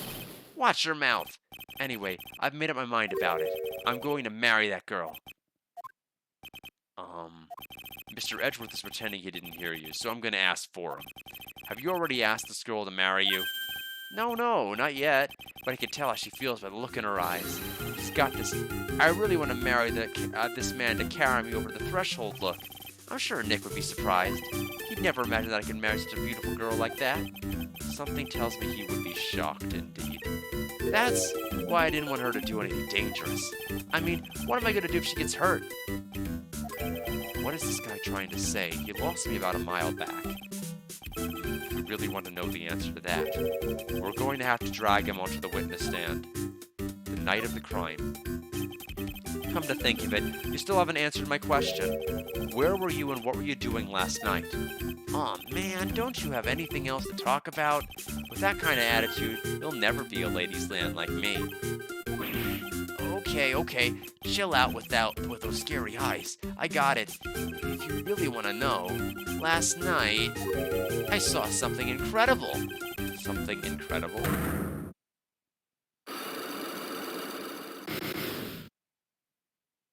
Yeah, but let's not talk about that now. Let's talk about the good old days. What do you say? Come on, I'll pour you a nice cup of hot water. Why hasn't he realized that I absolutely despise talking about the good old days, especially with him? before I question, let's take a look at the background. We need to see his poster here. That's a horrible graffiti problem you've got there, pal. You don't know anything, detective. This is art. It's an expression of my bittersweet love for Iris. Larry, do you know what the difference between graffiti and true art is? It's how the artist himself defines it, right? I should have seen that one coming. Well, if that's the case, then all of my lunchboxes are masterpieces too, pal. Okay, so it's still a graffiti even if we hover over her. That's a... okay.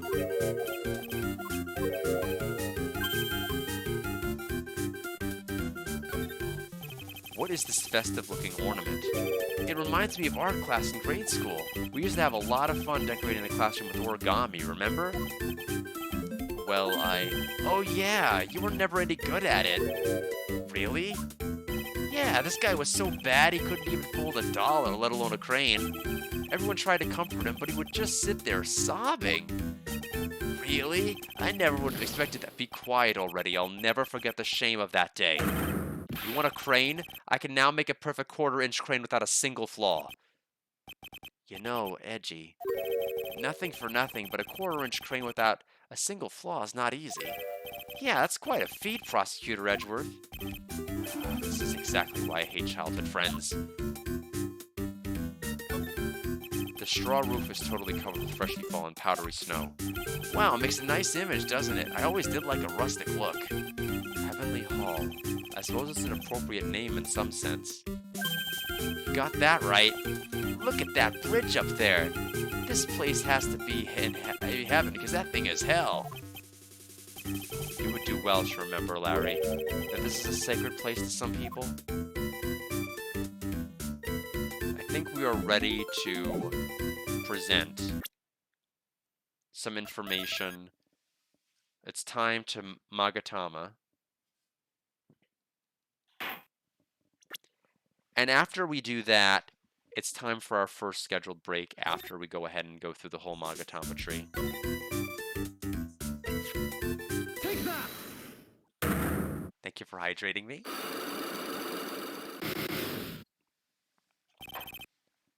I will prepare people to get some water for themselves as well. The night of the crime. All right, now you're going to tell me what you really saw last night. Whoa, you're really upset, aren't you, Edgy? Okay, I'll talk. Huh?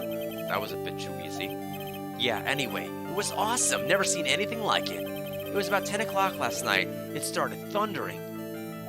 I've been sleeping. I'm not sure for how long. Suddenly, zing! The world in front of me went right. Like I'd just been slapped in the face by my old girlfriend, Naomi. Oh my goodness. From Goodbye Volcano High? I can't believe it. I had no idea. And then,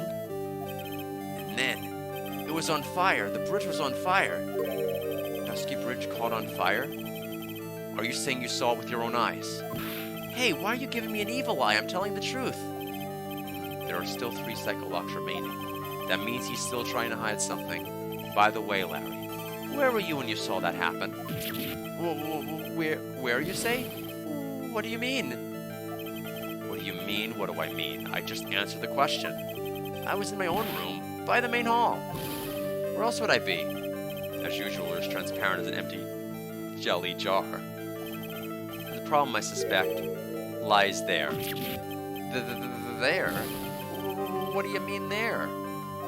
It's impossible for you to have seen lightning strike Dusky Bridge from your room.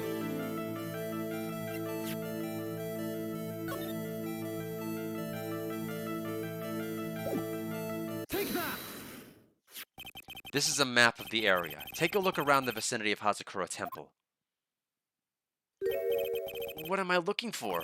I think that should be fairly obvious. The main hall is surrounded by trees and it's impossible to see the bridge from here. What? Why didn't you tell me that before? Well, how about it? How about what? Do you feel like talking now? About what? It looks like it won't be that easy after all. You leave me no choice. I'll have to move on to the next step. You weren't in your room at the temple, so then, where were you? You don't know that I wasn't in my room. So where was Larry and why was he there? If I've read the situation up to this point correctly, the answer is fairly obvious. Very well then, let's test my theory. The place you witnessed lightning strike Dusky Bridge from was here. Take that! The place you saw the lightning strike from was naturally Heavenly Hall. Well, why would I be hanging out in this old shack? It's freezing cold. There's no electricity. It could fall apart at any minute. Larry, how do you know that anyway? How do you know there's no electricity? After all, it's not that dark yet. Uh-oh. In other words, you have just provided evidence to prove my theory. My theory that you've at least once in your life visited Heavenly Hall after sunset. I have to admit I'm impressed, Edgy. You're in a totally different league from Nick.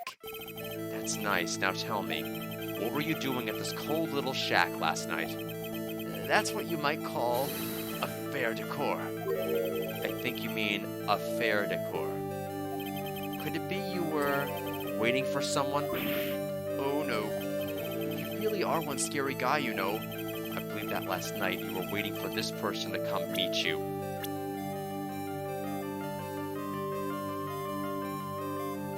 There she is. Okay, I was having trouble scanning for Iris for some reason. Take that!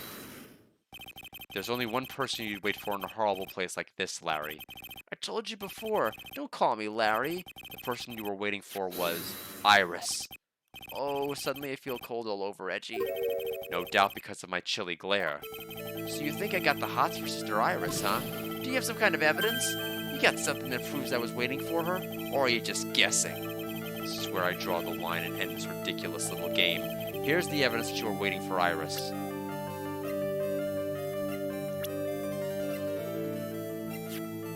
Take that! Here's your evidence. You called her to the spot with a pathetic blackmail letter. Oh, hey, give that back. You're embarrassing me. What are you doing with that anyway? That's not important. I misjudged you, Larry. What do you mean? Taking advantage of a woman's frailty like that, you ought to be ashamed of yourself. Oh.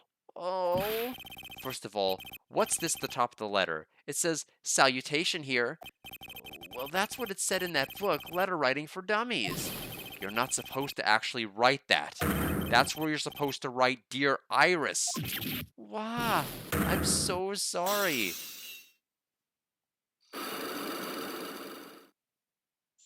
Unlock successful.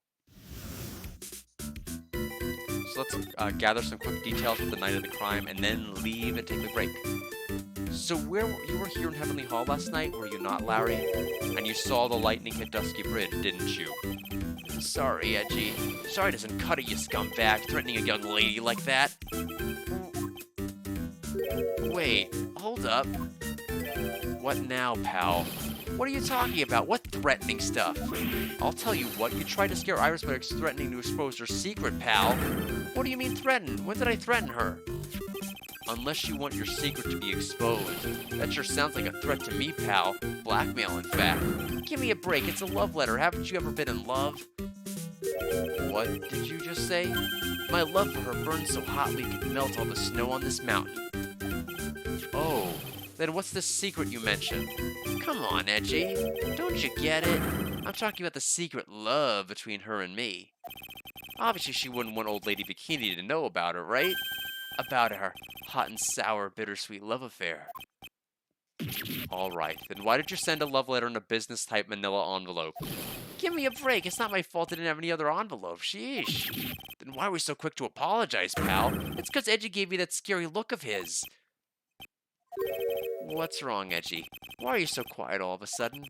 That's it? That's all those huge locks are about? I don't understand why you were so defensive. Well, I don't know either. I guess the thing is, you shouldn't expect too much from a guy like me. Hey, come on, don't let it get you down. But Mr. Edgeworth, this guy is still hiding something, I know it. What do you mean, detective? Don't forget what this guy said just a minute ago.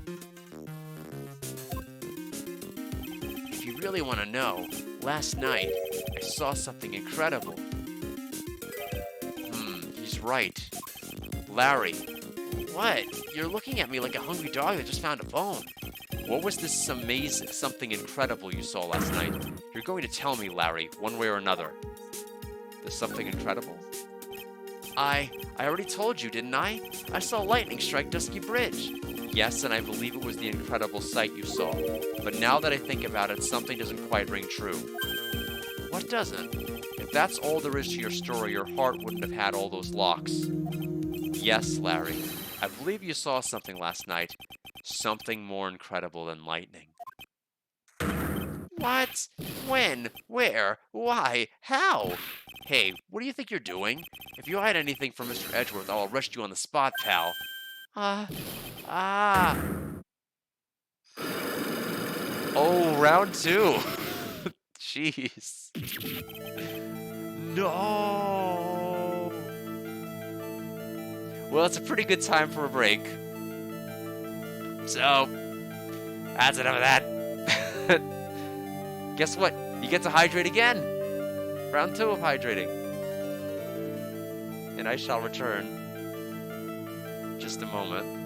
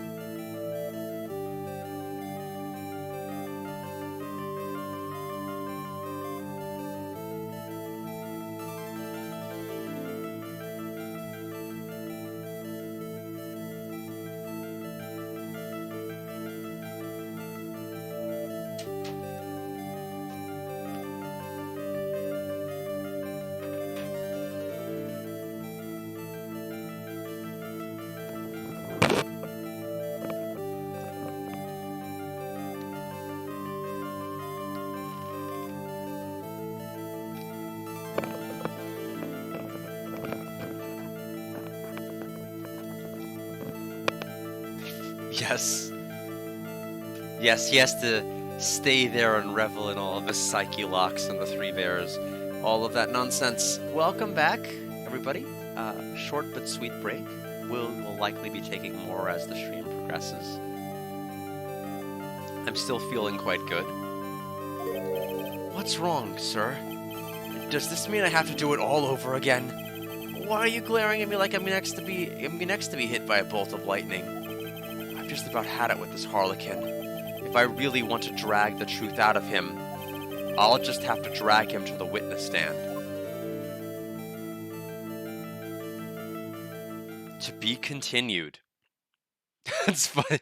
Like literally inches away from the chapter thing, which would have been a logical spot to take the break. Well, I was close. Pretty close to my timing.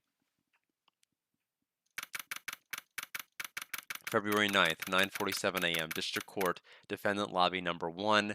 And let's see if it's Francisca. I'm like 99.9% sure it is, considering that Prosecutor Edgeworth was the one who confirmed to specially appoint this person. It's the only way she can possibly have an arc now. We're in the final case. Like they have to close on what we touched on in 2.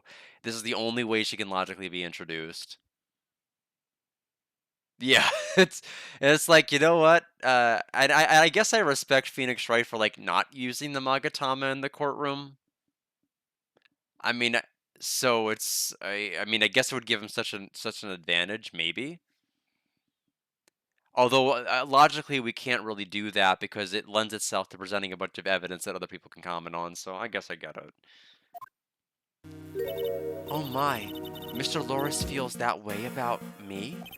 Apparently, he isn't aware of your real secret at all. This is no time to be embarrassed. I'm sorry. I'm just hardly accustomed to that sort of thing. Worry not, and in any case, whatever it was that he saw on the night of the incident, mark my words, I will drag it out of him. Does that mean Mr. Loris is the witness today? No.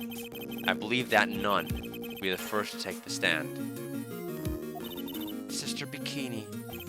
She claims to have seen the very instant in which you carried out the crime. I just want to ask you one last time. It really wasn't you who killed Miss Elise Dunham, correct? That is correct. It wasn't me. Very well then. Mr. Edgeworth? Yes. You are a prosecutor, aren't you? Are you sure about this? If your true identity is revealed, don't worry. I've taken the necessary steps. You have? Iris, it is a prosecutor's job to doubt people. Larry is the prosecutor's. Like, look at this sweet gig I landed. Yeah. But right now, I'm a defense attorney. A defense attorney's job is to believe in people, and to believe until the bitter end. But you won't catch me believing in Gumshoe, oh no. That's what a friend of mine told me once. Mr. Edgeworth, you may pass judgment on me from the defendant's chair. You are the one to decide whether or not I am to do the task I've been entrusted. Very well, sir. I leave my defense in your capable hands. So it's not going to be the main judge. Is it going to be the judge we've seen 2 other times this case? Probably, or 2 other times this game. I'm assuming it is.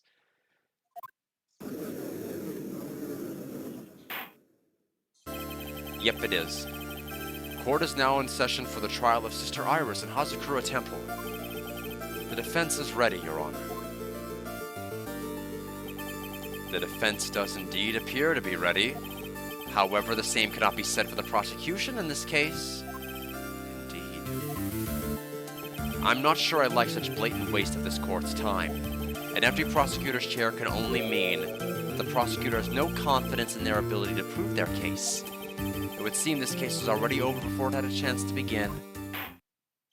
I am ready to announce my verdict at this time. This court finds the defendant... Whiff crack! Objection!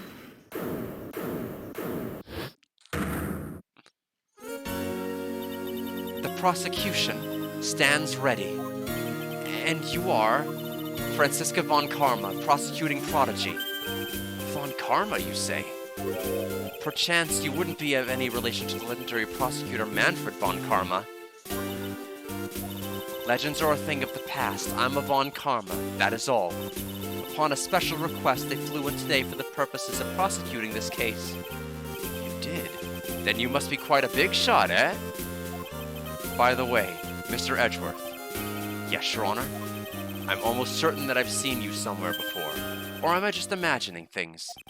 You look very much like a prosecutor I met once. I believe you are imagining things, Your Honor. Miss von Karma, do you have anything to say? There is no such weakling as this man among those of the prosecutor's office. There isn't? But I'm sure, once before in this court... Ah! I told you there is no such weakling. What is that, a whip? I'm not sure I care for such a thing in my courtroom. Bailiff, remove that whip at... Hold it! I have no objection to the whip. I don't think it works like that.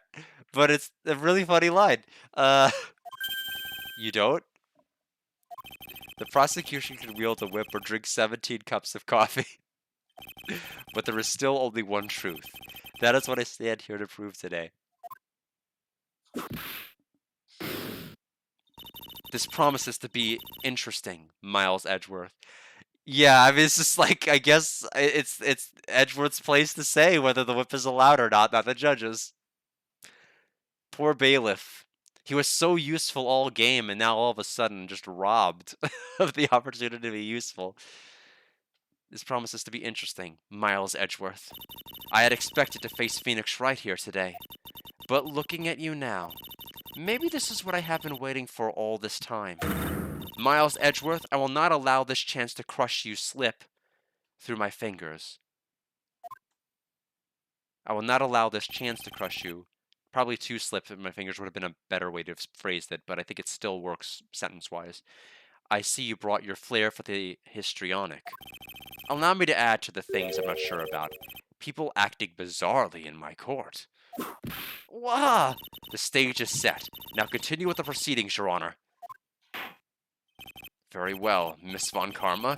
Please give an outline of this case, with as little whipping as possible. The murder victim is the famed picture book author, Miss Elise Donham. Her body was found in the Hazakura Temple courtyard. She had been stabbed through the torso by a ceremonial sword from a golden statue. The sword in this picture is the weapon in question, correct? Yeah, never tells his brother anything. Just try that during the next trial. Yes, good strategy. Very well. This court accepts this photo of the crime scene. Crime photo added to the court record. There was no mistake. This was the doing of Sister Iris. After all, there was a witness to her crime. Very well. Please bring this witness to the stand. And so it begins. My first and my last trial as a defense attorney. I think this is a really cool idea. It's amazing it took this long to do it.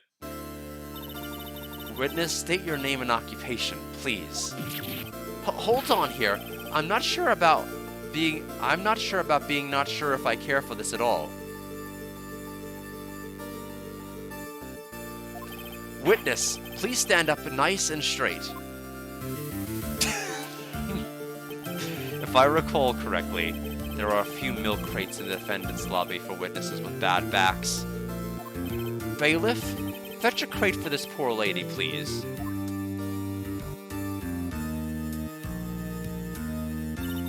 Once again, your name and occupation, please.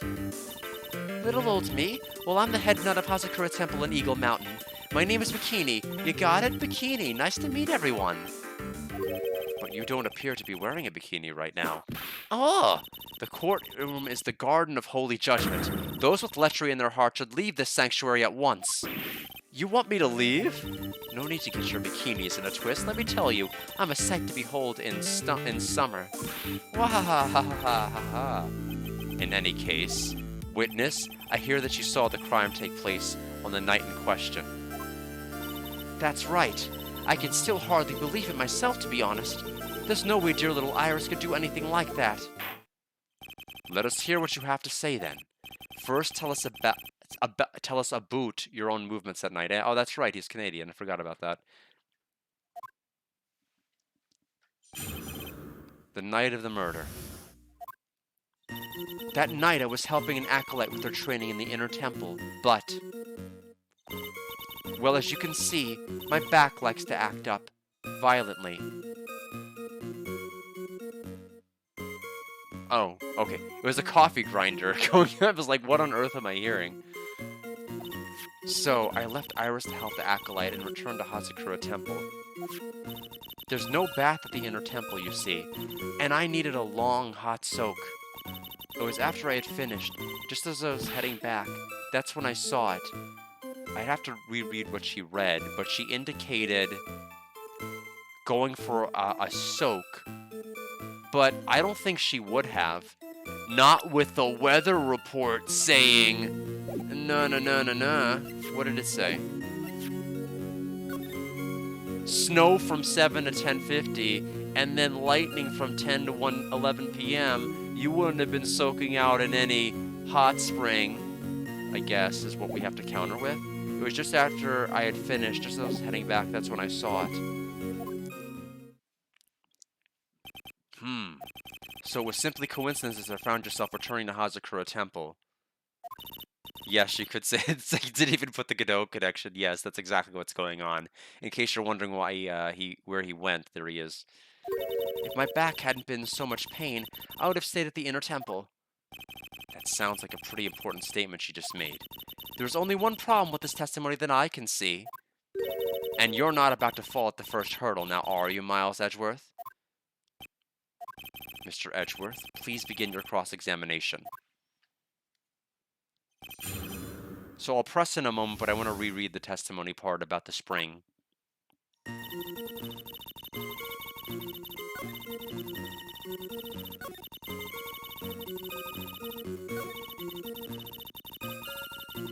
So was that? Oh, it was inside the temple. Okay, so I can't necessarily use that. Fine. What is this inner temple? Well, see, conversing with the spirits is what we train people to do, right? We'll be the ones asking you the questions, madam. In order to do that, a place strong in spiritual power is required. There's a small temple across Dusky Bridge called the Inner Temple. Acolytes have spent an entire night there to undergo intense training. And how exactly do you help with this process? It is all quite exacting. It can't be performed without a nun supervising. Like a tutor watching to make sure a spoiled child studies. Tutor with a whip in your case. If that's the case, then why did you return to Hazakura Temple where the murder took place? Well, as you can see, my back likes to act up violently. Violently? That's right. It's no laughing matter, especially in winter. I can't hold anything heavier than a knife and fork during the cold months. Just being alive is like strict training. On the night of the murder, was this fabulous back of yours hurting again? That's right. Raging like a bull in a pig pen. I almost fainted once or twice. I just knew that unless I warmed it up, it was going to finally finish me off. So I left Iris to help the acolyte and returned to Hazakura Temple. You left Iris to help. With what? What do you think? The acolyte's training, of course. It was just past 10 p.m., so we were starting to enter the training exercise proper. Was it at your place to remain with the disciple? Well, the job is simply to watch over the acolytes so that they don't pass away. Just to confirm this point again, that night, you met Iris in the inner temple, correct? Yes, she's a gentle, honest girl. She's never once failed to follow my directions. There's no bath at the inner temple, you see, and I needed a long, hot soak. So you returned to the Hazakura Temple in order to take a bath? My back is to blame for everything. It's a do or be done in kind of world, after all. How long were you in the bath for, if you don't mind me asking? My, what a filthy little rogue you are. I know what's on your mind. I bet your next question is going to be, where exactly did you wash? Ah, this is why you have to watch the young ones. What are you going on about? Pathetic, Miles Edgeworth. The lowest of the low. Is there some sort of kick-me sign stuck to the defense's bench? Anyway, I couldn't afford to be away from my post for too long, you understand, so... It was after I had finished, just as I was heading back. That's when I saw it. The crime took place in the courtyard, correct? When you go from my room to the main hall, you have to take a winding hallway from which you can see the courtyard. That's right. In other words, it was pure coincidence that the witness saw the crime taking place before her eyes. There was no complicated setup in this case. That certainly seems to be true. There is indeed only one problem with this testimony. If I can clearly point out what it is, then I can begin to quantify just how good this witness's memory and observation skills are. That night I was helping out, okay? Yeah, Gumshoe won't be with him. Unless somebody shows up later, Phoenix isn't going to be available. Talking to himself?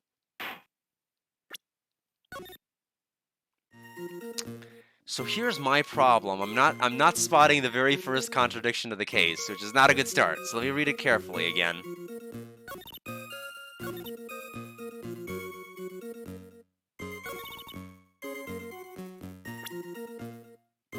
What statement sticks out the worst?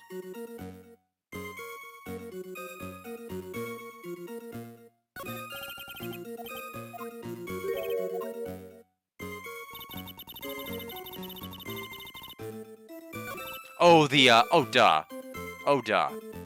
Duh. Duh. Duh. Duh. They want me to present Iris's testimony. Objection! Witnesses have to undergo their own trials, I'm afraid. The defendant's fate rests on the powers of observation and memory, after all. Well, well, well. Don't worry, I'm more than up to the task. I'm a woman of faith, after all, the head honcho of Hazakura Temple. In that case, Miss Honcho, I'd like you to explain something for me. The discrepancy between your testimony and that of the defendant, Iris. She claims that after ringing the lights out bell, she went back and stayed in her room. Which means she did not go to the inner temple at all. No! She said that? A defendant or a witness? Who is more likely to lie, do you suppose? The defendant is simply lying to cover her back. But that is completely illogical. The murder was committed in the courtyard of Hazakura Temple. Claiming that she went to the inner temple would make for a much better alibi. But that is odd. Whatever the reason, I can't believe that she would lie. She does indeed have honest eyes. Ugh. All people lie. Death to all liars, that is my belief. Why am I the only one being whipped in here? Anyway, neither the witness or the defendant have any reason to lie, which means we must call your memory into question. Dear, dear, dear. You're older than me, and yet you want to play that game, do you? Oh, well, that isn't exactly what I... my memory is perfect, crystal clear, especially in winter. Then I suppose it's too early to end this cross-examination, eh? Mr. Edgeworth, if you are going to question the memory of this witness, you will need to show me a more decisive piece of evidence. Understood, Your Honor. I was naive to think that alone would do the trick. Then please add your comments about Abut Iris to the testimony, and let us return to the cross-examination.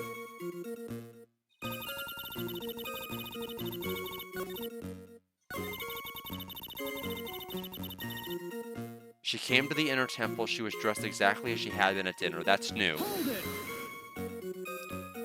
Are you sure that you're not making a mistake? You, young man, need to get your estimation of me up from the floor. Iris always wears the same clothes. The smallest thing out of place would have stood out like a sore thumb to me. You're making a mistake, thinking I made a mistake. An excellent finish there, witness. Still, I have to wonder.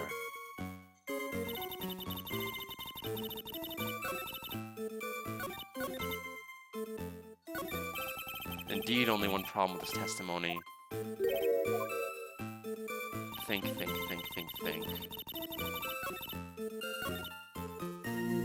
Just exactly like she had at dinner. Objection! Witness, let's get one thing straight. The defendant whom you claim to have met. She was wearing this demon-warding hood, correct? Of course. That is a very important piece of clothing, I'll have you know. Wahahaha. Wait a minute. Objection! Hold it right there. Why do you have that? That's the question of the day now, isn't it, Miss Von Karma? I'll have you know that this hood was given to someone as a gift that night, before the lights-out bell was rung. What? You know where I'm going with this, don't you? If the witness had seen the defendant as she claims, the defendant couldn't have been wearing this very hood. Well. It's not a bad feeling at all, exposing contradictions like this. I'm in love with Phoenix Wright even more now.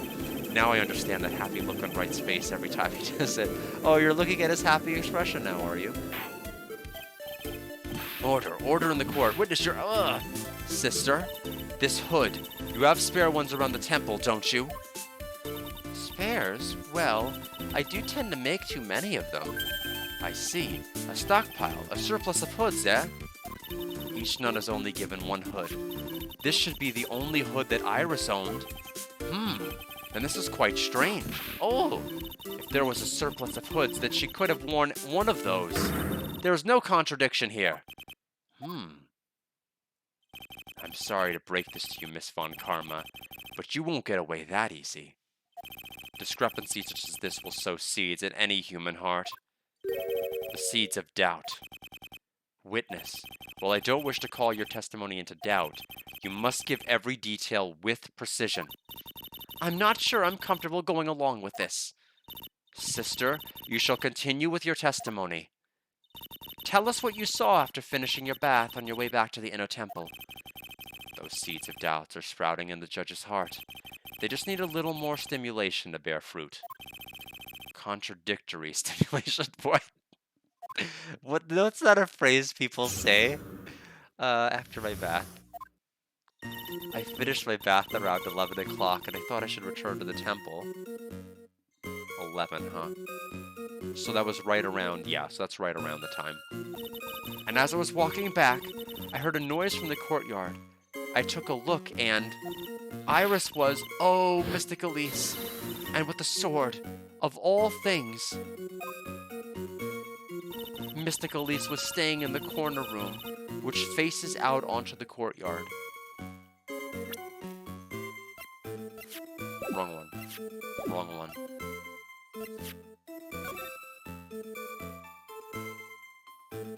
Well, this doesn't help me enough. Let me take a look at the actual murder picture.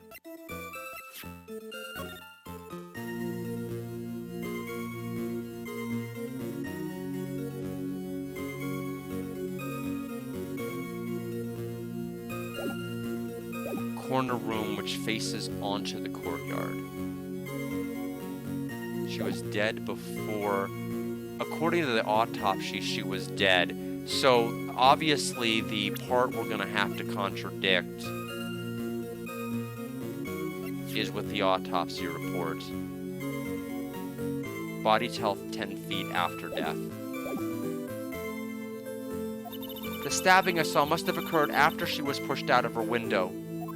So that's where we have to contradict her, but let's get all the data first in case there's something new we have to amend or append to testimony. You saw a truly terrible sight, didn't you? If I was in your place, then it would be much like Miss Von Karma whipping Mr. Edgeworth in two in court. And me seeing it all from this very chair. Well, something like that. This judge. His imagination is about as vivid and creative as Detective Gumshoe. I would look the fool if I commented on such foolishness. Anyway, this case is mine, Miles Edgeworth. Calling everybody by their full name. Can't you do something about that habit of yours? After my bath. I finished my bath around 11. I thought I should return to the inner temple. How far is it from your room to the inner temple? Let me think a moment. About 20 minutes on these stumps of mine. It's about 15 minutes to Dusky Bridge from Hazakura Temple. I'll write it down because I don't know if that's going to matter. I've not been doing a great job of taking notes. 15 minutes. Oops. I hit F1 instead of the number 1.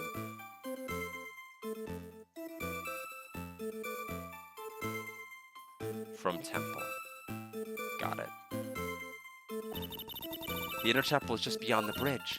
Still, you never made it back there that night, did you? That's right. I was heading along the walkway towards the main hall, and as I was walking back, I heard a noise from the courtyard. I took a look and... You say you heard a noise? Thump! Just like that. That could only be the sound of the victim falling. It's very quiet in the temple, you know. You can even hear the snow falling from the branches. Thump, just like that. But then, couldn't this noise you heard have been snow falling to the ground? I never thought of that. Ho ho ho ho ho. Ow! The next one to laugh gets a whipping. Well, whatever the source of the sound, I looked over at the courtyard and... Iris was obviously with that sword of all things. Hold it! This is the second time that the witness has testified to seeing the defendant, but some doubt remains in these claims. Hey, just what does that mean? Just because you're a good-looking young man doesn't give you the right to... The murderer who stabbed the victim with the sword. Sister Bikini, try to recall exactly who it was you saw as clearly as you can. Well, you're a handsome young man, so I'll forgive you. Oh, now that you mention it, there was something awfully strange about her. Something that has been bugging me all this time. Please don't keep us in suspense. Her hood. Her hood. That's right. It's coming back to me. Iris, she wasn't wearing her hood. I thought something was out of place, but it all makes sense now, doesn't it?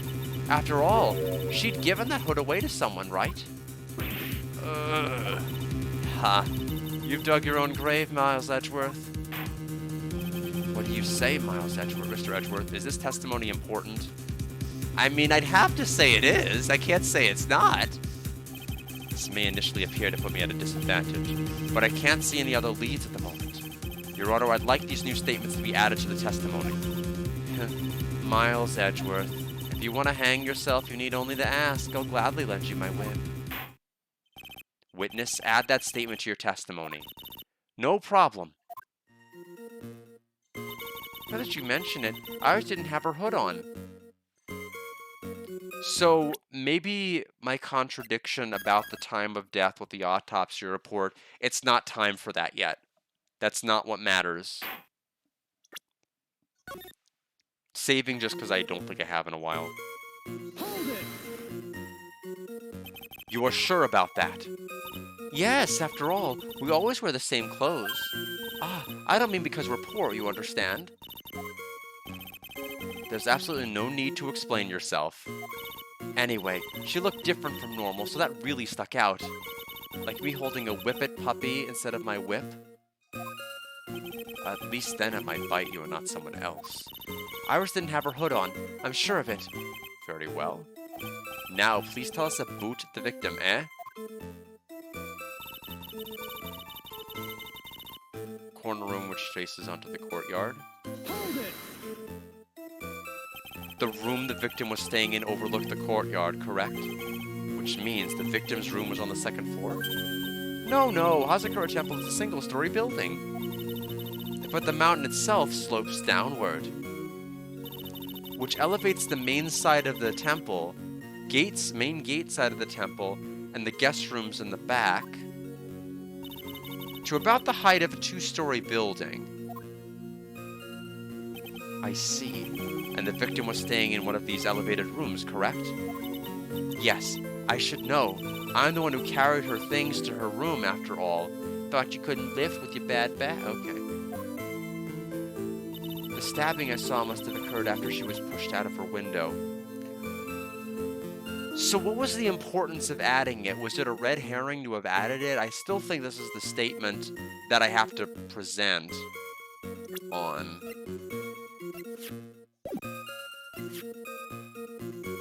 Because the cause of death was loss of blood. And then she fell. So, obviously that's wrong. And I have to question her. Hold it! What makes you so sure of all this? It's just like I told you earlier. I heard a noise from the courtyard, okay? Thump, just like that. You're one smart sister, I'll give you that.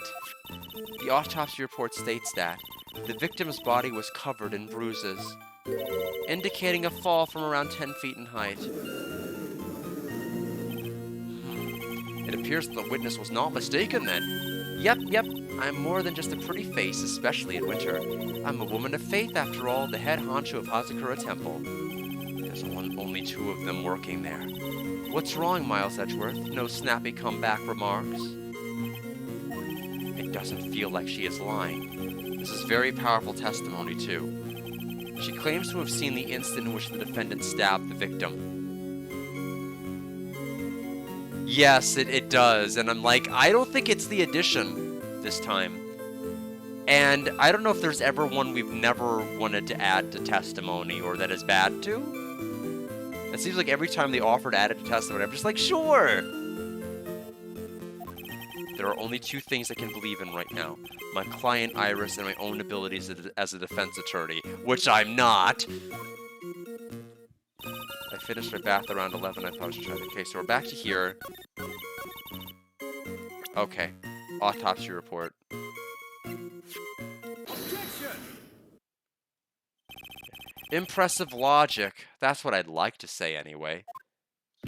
Oh, please do. My brain is something else, especially in winter. However, I think you're overlooking one thing. Miss Von Karma, would you be so kind as to take another look at the autopsy report? The autopsy report? The victim did fall from a height of 10 feet. However, this fall was after she was killed. Ah, that's right. It says after death right here. The scene the witness claims to have seen is contradictory. If the defendant stabbed and killed the victim there in the courtyard, how did the victim then go on to take a 10-foot fall? Ah.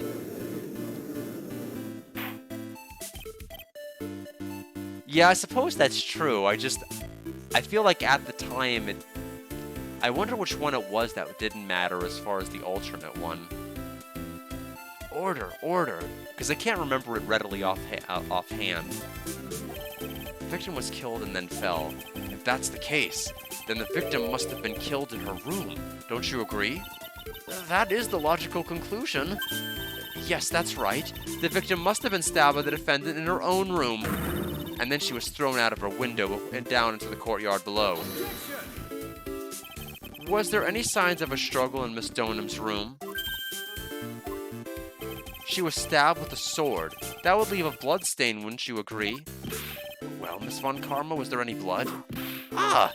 No traces of blood were found in the victim's room. Your whip has just caused traces of blood to be found on my glorious playoff beard. Yeah, I guess that's true. They'd be memorable if they mattered, but wouldn't be memorable if they didn't. I suppose that's pretty sound logic there. Oh, okay. Yeah, just something extra to press, just something more to... Okay, yeah, when I think of it like that, it makes sense. Like, this game's full of evidence that doesn't matter at certain times and things you don't end up using, so that's completely fine.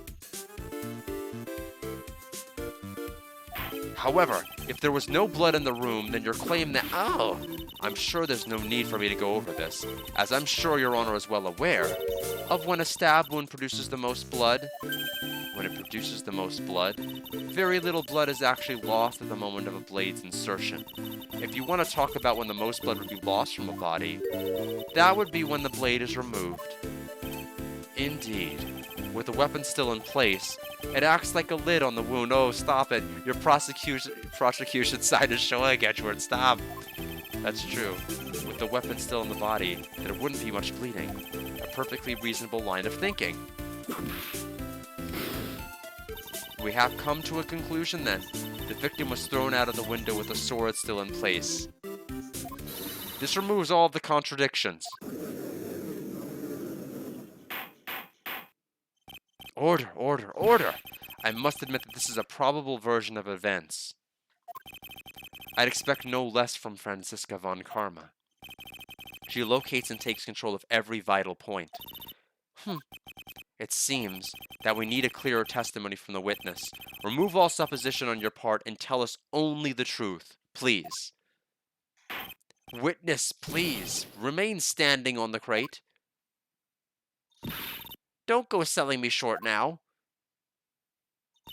The weight of winter snow has bent me out of shape, especially my back and my mood. Sister, please give us your testimony. I will give you a vigorous massage once we are finished here. With a whip?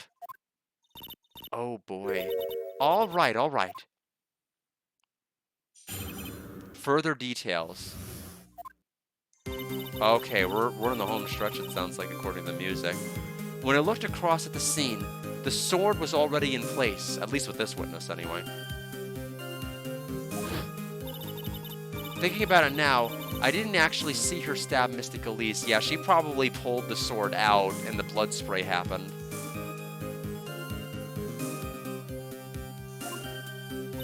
I've never seen so much blood before.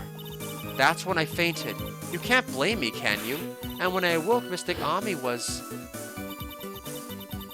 stabbing Mystic Elise through the back.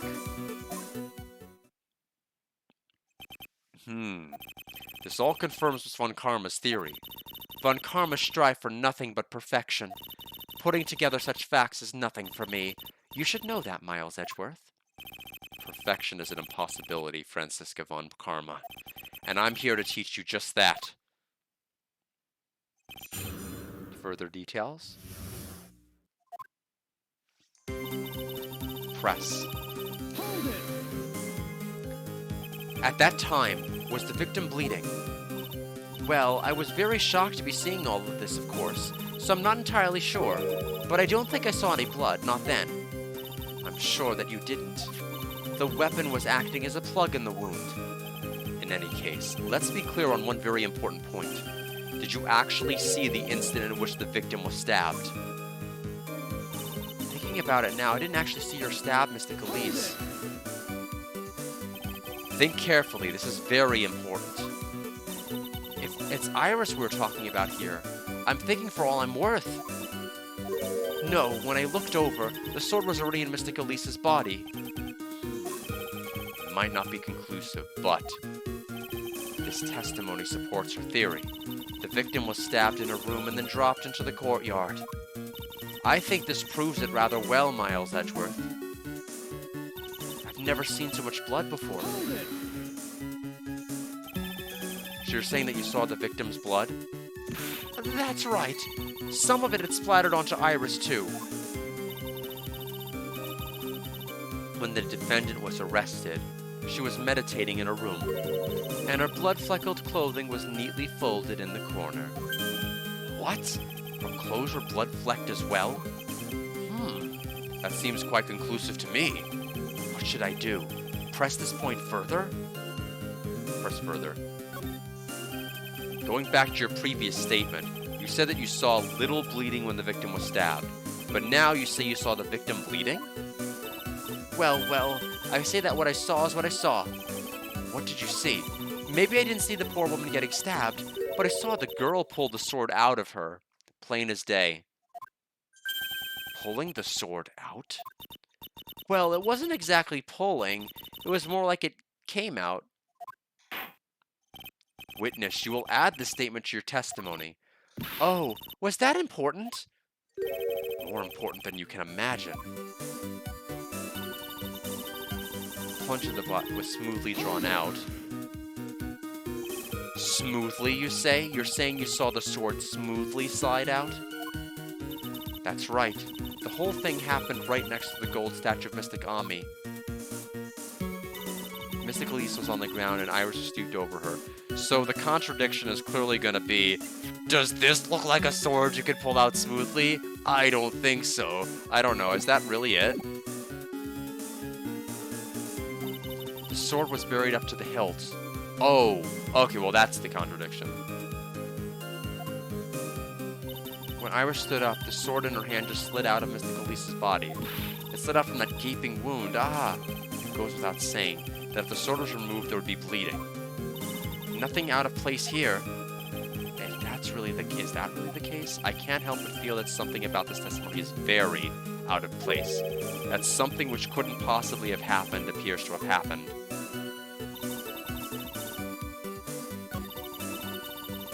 Okay, I went too far. Nobody's never seen so much blood before. Was the bleeding caused by the killer removing the sword? No mistaking it, I remember it all, clear as day. Don't you think that it's a little odd? What do you mean, Miles Edgeworth? Why would the killer pull out the sword? What? If all she wanted to do was place the weapon in the hands of the gold statue, then there was no reason to remove it from the body. All that would have accomplished is causing the victim to bleed unnecessarily. Your thoughts, Miss Von Karma? That's... Indeed, it is strange now that you mention it. I'm going to need to find an answer to this mystery, too. Anyway, the witness saw something terrible. So what did you do after that, witness? I fainted. You can't blame me, can you? Hold it! Definitely can't be good for the back. Now, on to what the killer did next. You saw none of it, correct? Well, I was unconscious. How long were you out for? I don't know. 10, maybe 20 minutes? A young man with a very prickly-looking head woke me up. By stepping on me, actually. I'm not sure I like that method of resuscitation. Well, I wasn't asking for mouth-to-mouth or anything of the sort. But I would have welcomed a more gentle awakening right about then, let me tell you. I shall have words with the offender personally. What did you see upon awakening? My book, Mystic Ami was stabbing Mystic Elise through the back. Hold it! By Mystic Ami, you are referring to the golden statue, correct? Just stabbing someone with a shishito, a sacred treasure, is terrible enough, but then to make Mystic Ami hold the blade. Truly a heinous, despicable crime. It is easy to despise something, anyone can do it. However, there is something that cannot be done so easily. Whatever it is, I'm sure it's doubly hard for you. Anyway, what is the problem? Exactly why would the killer set up this gruesome scene? Can anyone explain the reasoning behind that? No, I don't think I can. There isn't always a logical reason behind why someone acts. That's true, so true. In early spring, for example, I often find myself... There isn't always. That phrase might come in handy someday. There are too many unnatural elements in this case. Why was it necessary to use the shishito from the Ami statue as a weapon? Why was the weapon finally placed back in the hand of the statue? If I can expose the flaws in this testimony, perhaps then I will begin to find the truth. Okay, so we're back to Luke.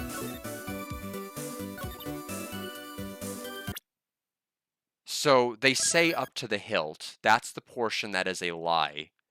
Or at least it's a contradiction.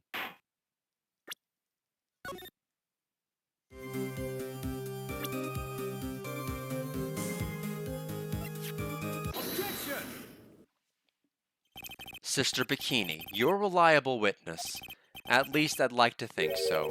But there are too many contradictions here. What do you mean? You make it sound as though I'm a liar.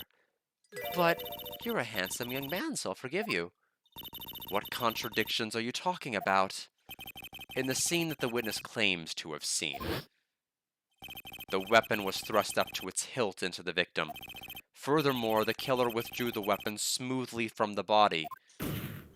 However, both of these are complete impossibilities, so yeah, I was 2 for 2 with my contradictions. What do you mean? Please explain. Explain yourself. To start with, do you think it would be possible to stab someone to the hilt with this? No matter how I look at the defendant, she doesn't appear strong enough for that. Objection! Doesn't appear? What meaningless drivel. I too may appear to be weak and frail, but I can crush men under my heel and make them weep, should I so choose. The objection stands. I wept a little back there, I must admit. Objection! That isn't the only issue here. If this sword was truly stabbed into the body up to the hilt, well, just look at all the branches on it. It certainly wouldn't come out smoothly. We also have the problem of the amount of bleeding. It's true that when a blade is left in a body, it acts as a plug of sorts. However, when the weapon is shaped like this, it's an entirely different story. The wound would be too large for the blade to completely stop from bleeding. Objection! That's nothing more than conjecture. In reality, the victim was stabbed with a shishito. Even a weapon of this nature may still sometimes slide out smoothly, and may still sometimes stop the blood loss. I'm not finished. There is still one more conclusive contradiction. You've still got more? This one is simple. If this sword really was thrust in all the way up to the hilt, why is there only blood on the tip of it? If this witness is telling the truth, then there should be blood along the entire length of the sword. No! That was like... So I picked 2 of the 3 ones he did. Bravo, Miles Edgeworth, because I didn't act as like the plug. I didn't contest the plug theory. I honed in on the other 2. Bravo, Miles Edgeworth, raising this many contradictions from a single piece of evidence. All the other attorneys I know could maybe manage one, if that. But what does this all mean? You have proven contradictions regarding the murder weapon, but having come this far, there can only be one answer. And that is, the weapon used to kill the victim was not the Shishishito. What? A foolishly foolish idea born from the foolish mind of a foolhardy foolish fool. Let's examine this again. What was it that made us think the sword was the murder weapon? Well, it's because Mr. Ami was holding it. Exactly. However, if you reflect on this, that's the only basis we have to assume such a thing. The impression left by the scene was just too strong. That is what influenced us. It influenced us to believe that the Shishishito was the murder weapon. Order, order, order. Ow! So maybe the Shishishito was not the murder weapon. Even if that's the case, it changes nothing, Miles Edgeworth. The sister here saw everything. She saw the defendant stab the victim with a sword-like object. That's true. Your response, Mr. Edgeworth? If that is so, I'd like the prosecution to answer the obvious question it raises. Where's the sword? Where is it? The obvious question? Yes, namely, where did the real murder weapon disappear to? It goes without saying that the police searched the main hall and the surrounding area. Perhaps the prosecution can enlighten us as to if a sword-like object was found. Answer the question, Miss Von Karma. No evidence of that kind was found. Another mystery to be thrown onto the pile. It actually turned out to be Phoenix Wright's spiky hair. I can't believe it. We're the murder weapon, and we're gonna have to get admitted into evidence, and then the three of us will all gather together in one courtroom. It's gonna be glorious. A trial without a murder weapon is a tricky beast. Excuse me, could I say something? I just remembered something, actually. What is it, sister? I was just thinking, it's possible that just maybe what actually happened was it was just over there. What exactly are you going on about on a boot here? The murder weapon, I mean. Maybe. I think I might know where the sword was disposed of. You what? Well then. I think we need to hear the testimony from you one more time, sister. Impossible. What else? What else could this old woman have seen? Location of the weapon. So we are not done despite what the music might have lended us to believe last time. I saw the murder at around 11 p.m., right? And after asking that it be reported, I went out to the main gate, okay. And there, I saw tracks. Tracks that indicated that the snowmobile had been used. It takes 15 minutes to walk to Dusky Bridge, but less than 5 using one of those. I'll write that down, 5-minute snowmobile.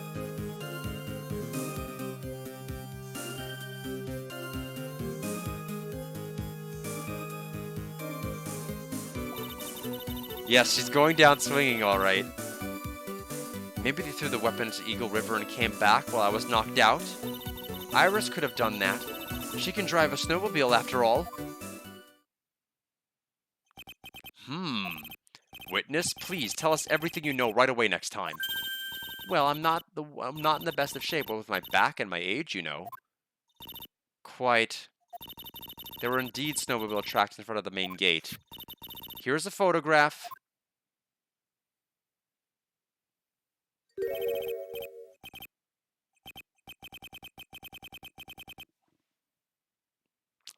Yeah, the main problem is the snowmobile tracks are coming back, not going. So, unless she can moonwalk with a snowmobile, I think there's a problem. So unless this was taken after the fact? I don't know. Tracks begin in front of Hazakura Temple and run all the way to the Dusky Bridge. Tracks photo added to the court record. That solves your pesky little problem, yes? The Eagle River's current is quite swift, meaning that it doesn't freeze over in winter, making it the perfect place to dispose of the murder weapon. Did she really go to the river to dispose of the murder weapon? Mr. Edgeworth, your cross-examination, please. Location of the weapon?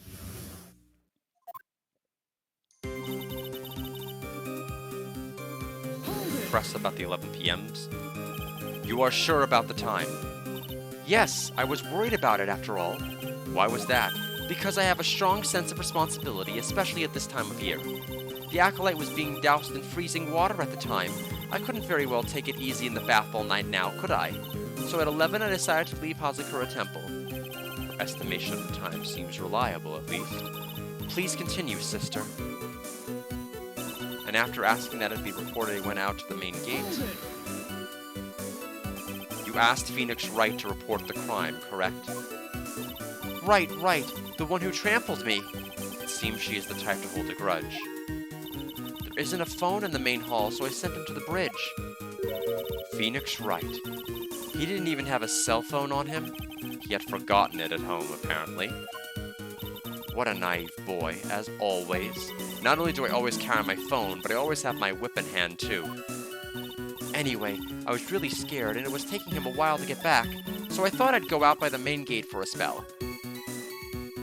And there, I saw tracks that indicated the snowmobile had been used. As I recall, there was a snowmobile outside the main gate when I visited. That's it. That's the only one we have. It'll run no matter how much snow falls. Now you're certain the snowmobile was there at the main gate when you arrived? Yes, of course. It was parked in front of the gate. So she had already gone, discarded the murder weapon, and returned by that time? I'm not sure if this is really relevant. What should I do? Press further? I need answers to every possible doubt. The snowmobile in question, was it still warm at that time? Huh? What do you mean? What do you mean? What do you mean, eh? What do you mean, Miles Edgeworth? I'm playing to a slow crowd here. It goes without saying that using a snowmobile will heat its engine.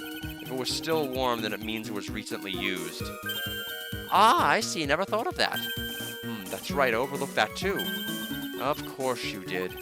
Then answer the question, please, witness. I don't often go around touching hot engines.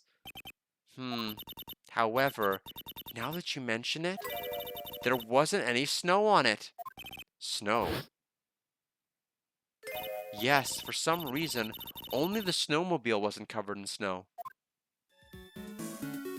There wasn't any snow on it? Curses! It seems highly likely that the killer did use the snowmobile then, eh?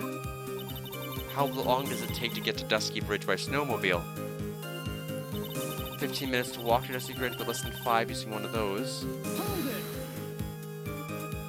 In that case, why didn't you use it yourself? You could have spared yourself some walking. There's a reason for that. Have we got a moment for me to explain? I think that's why the question was asked in the first place. It was about a month ago. I was driving my beloved little snowmobile, happy as can be. I'd fetched some water and was heading back when I went and crashed into a tree. The tree and my back both went crunch, just like that. Crunch. Crunch. I haven't been able to find the courage to ride anything since then. Anyway, the killer must have used it. Maybe they threw the weapon into Eagle River and came back while I was knocked out? Refresh our memory. How long were you knocked out for? Like I said, somewhere between 10 to 20 minutes. It's possible to get to the bridge and back in 10 minutes by using the snowmobile. I have to concede that that's more than enough time. Is that all you wish to concede, Miles Edgeworth? Irish could have done that. You can drive a snowmobile after all. While it would have been possible, time-wise, one element remains out of place here. Oh, and what would that mystery element be? The killer's reasoning, Your Honor. Why did the killer do all of this? Why go to the Eagle River to dispose of the murder weapon when there are other methods? Too many unanswered questions. Your response, Miss Von Karma? Turning to me for help over the slightest thing. Why don't you think for yourself once in a while, Your Honor? What? She's as over the top as always. Anyway, Whatever the reason, the fact remains that the defendant could have done this. The murder weapon was disposed of in the river. Another point to me, Miles Edgeworth. Another mystery to feed the fire. Was there any reason to go and throw away the murder weapon? Luckily, there was surely a problem with this testimony. Now, all I have to do is start poking holes in this flawed account.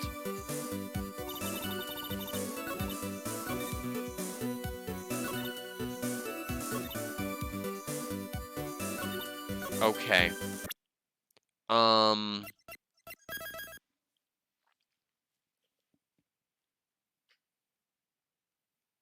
I don't know if I need to point out the snowmobile tracks.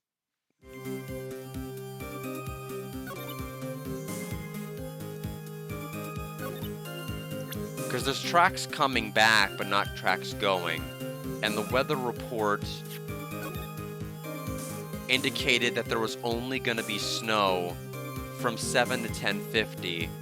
So logically speaking, if the murder happened around 10 o'clock, there would not have been any snow cover to have covered the tracks going to the site and then coming back. Both sets of tire tracks would have been present.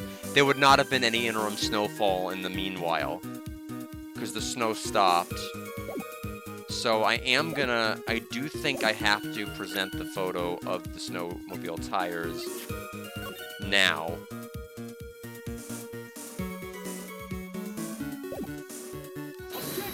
And I'm wrong. But we get to see what happens when he screws up in court. The evidence clearly reveals the contradiction in that statement. It's just carbon copy. Come on. No, give him his own.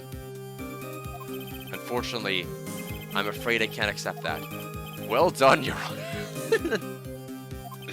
What? I was only testing you just now. Well then, why don't you try testing this penalty too? Looks like I shouldn't have spoken in haste. So it's not that. Am I wrong? I am only seeing one set of tire tracks. Okay.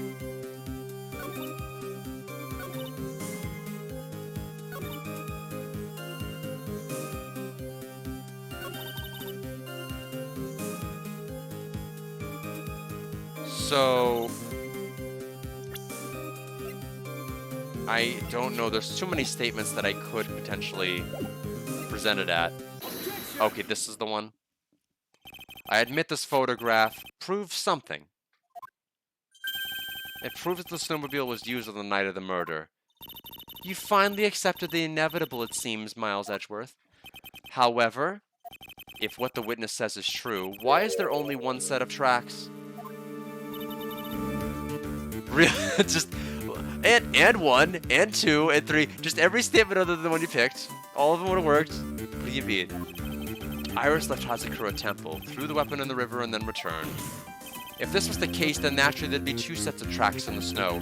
Those from heading out to the bridge and those from coming back. And then this is where Francis is going to be like, the snow could have covered it, and that's where it'd be like, no, that's where you're wrong. Ah, you're right. You are forgetting one thing, Miles Edgeworth. On the night of the murder, it was snowing. The tracks leading to the bridge were erased by the snowfall. This removes your precious contradiction now, doesn't it? I see. While she was at the river, the snow stopped, leaving just the return tracks in the snow. What do you have to say now, Miles Edgeworth? Is there a flaw in her theory? The idea that the snowfall covered one set of tracks? There is a contradiction, and I pointed it out earlier. Tracks to river were covered by snow. What a nice theory. However, Miss Von Karma, that is impossible. Would you care to explain why there is a rude index finger currently pointed in my general direction? No need. The evidence will do all of the talking for me. On the night of the murder, the killer went to and returned from Dusky Bridge in order to dispose of the murder weapon. The outgoing tracks were erased by snow, or so claims Miss Von Karma.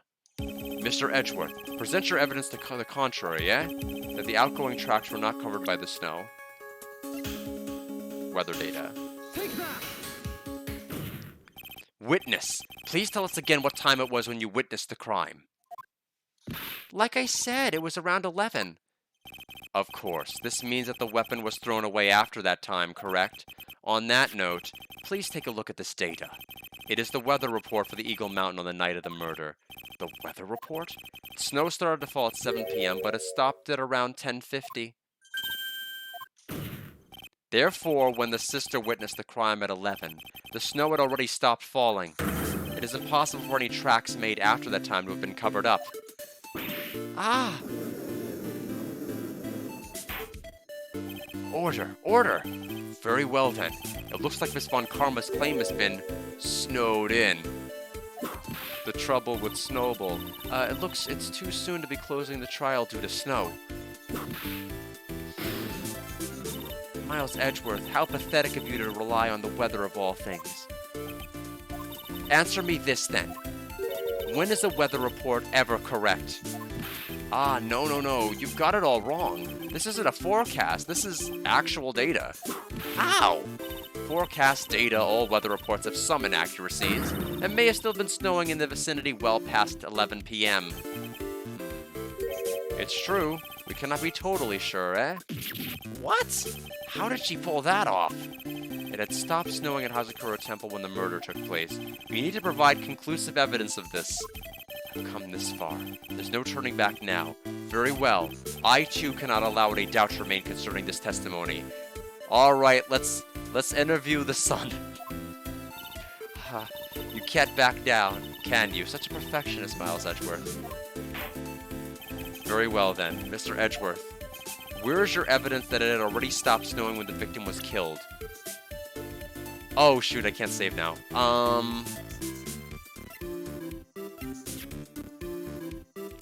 It's probably gonna be the crime photo, right? Where's the crime photo? Because the body wouldn't have been covered with snow. Yeah, here we go. Take that. Ultimately, it all comes down to one point. That being, whether or not it was snowing in that courtyard when the victim was stabbed. That's right, but proving that is incredibly easy. If we want to know whether it was snowing or not, this photo will tell us everything. Of course, I am referring to the photo of the crime scene. As you can see, everything is covered with snow, with just one exception. And that is the victim herself, Miss Elise Dono. Why is there no snow on top of her? The answer is simple. It had stopped snowing when she was killed, that's why.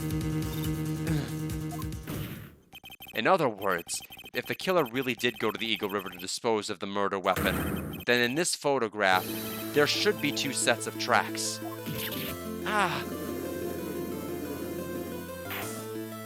Order. Just what are you suggesting, Miles Edgeworth? To be honest, I'm not entirely sure myself, but this is simply what all of the facts point to. That night, someone used the snowmobile to leave Hazakura Temple. From the tracks left, it can be understood that they were heading for Dusky Bridge. At that time, it was still snowing. Of course it was, because those tracks were gone. Then when this person returned to Hazakura Temple, it would have been after 10:50. The snow had stopped. Thus, the return tracks remained.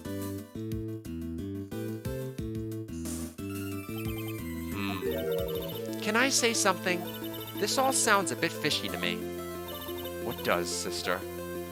There is only one key for the snowmobile. Furthermore, on the night in question, we know that the defendant had it. When did we establish that? But fine, she had it, okay. The key was found in her room after the murder. Which can only mean that night, Iris used the snowmobile to go to the inner temple.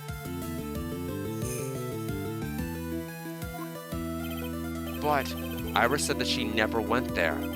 I should probably press on this point some more when I get the chance. Snowmobile can't cross the suspension bridge. Yeah, I don't think that would be a wise decision. Let's save because I haven't since I've been cornered with a couple of pieces of evidence. And we're getting close to probably my next break. But like I said, I am planning on going a bit longer tonight because I had a shorter stream last week, and I really don't have much in the way of work to do tomorrow, just 2 phone calls, and then that's it for the whole day. The snowmobile can't cross the suspension bridge, and then I'm off Thursday and Friday. It'll be great. So she must have left it on the Hazakura side of the bridge and crossed it on foot.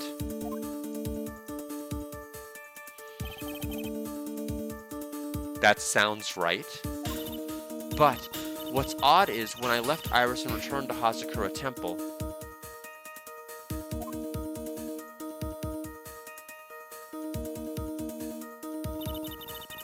I didn't see anything near Dusky Bridge. You must have just failed to see it, sister. Maybe, but when I made it back to Hazakura Temple, it was there by the main gate, the snowmobile, I mean.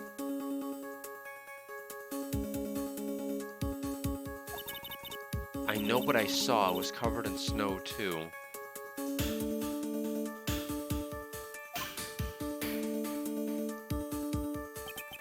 But that isn't possible. Order, order, order in the court. What does this all mean? So then what was the snowmobile used for? It wasn't taken by the defendant when she went to the inner temple. If it had been, then the witness couldn't possibly have seen it by the gate. Furthermore, it wasn't used by the killer to dispose of the murder weapon. If that was the case, there should be 2 sets of tracks in this photo. All we know is this. After it stopped snowing, someone used the snowmobile to return to Hazakura Temple. Never thought of a simple snowmobile could cause so much trouble. I am so confused. I think we've arrived at this point due to the witness. Yes, I have nothing more to add. I've told you everything that I know. Well then, that still leaves us with the same problem. If only there was someone, a witness who could testify to having seen the snowmobile. A witness, huh? Was there no one out walking perhaps near Dusky Bridge that night? I don't think that's likely. It was cold enough to freeze your ears off. Only an idiot would go out wandering in that. Unless they have something really important to do. That's a shame. Hold on. Something is coming to me. An idiot may well have gone wandering out that subarctic night. Your Honor, I actually have an idea. There may be one individual able to help us. Really? You know of someone who might have seen the snowmobile on the night of the murder? I don't know for sure if he saw it or not, but there are 2 things about him that do come to mind, which are, first, that he saw something incredible on the night of the murder, and the second being, this individual that I am thinking of went wandering outside on that cold night. In other words, he is our kind of idiot. Mr. Edgeworth, who is this idiot you're talking about?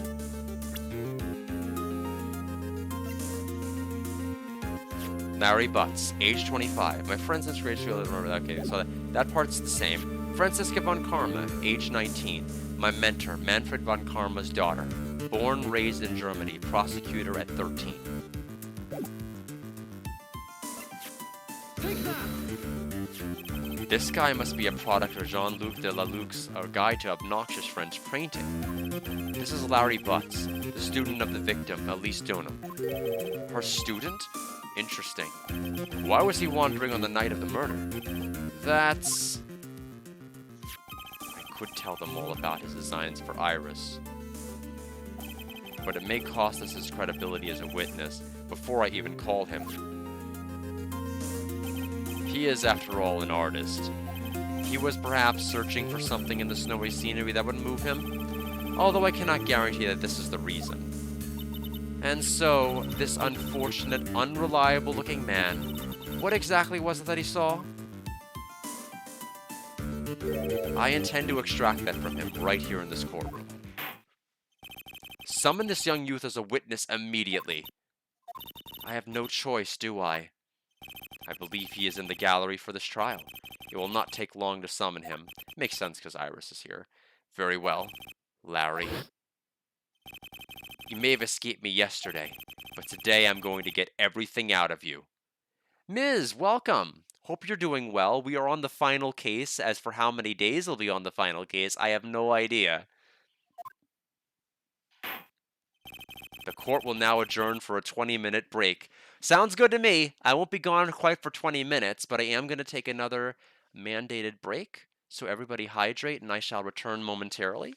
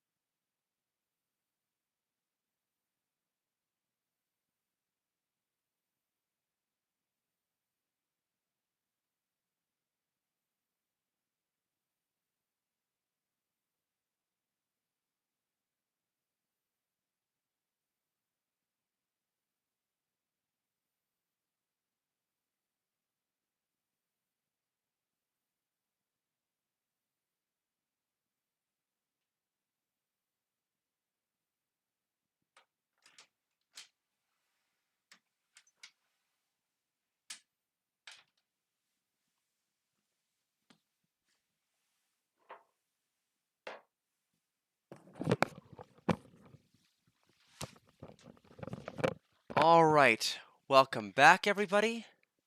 And just for those who didn't hear the announcement earlier, next week, after we complete this game, Lunar Silver Star Harmony will be kicking off 2026 with that.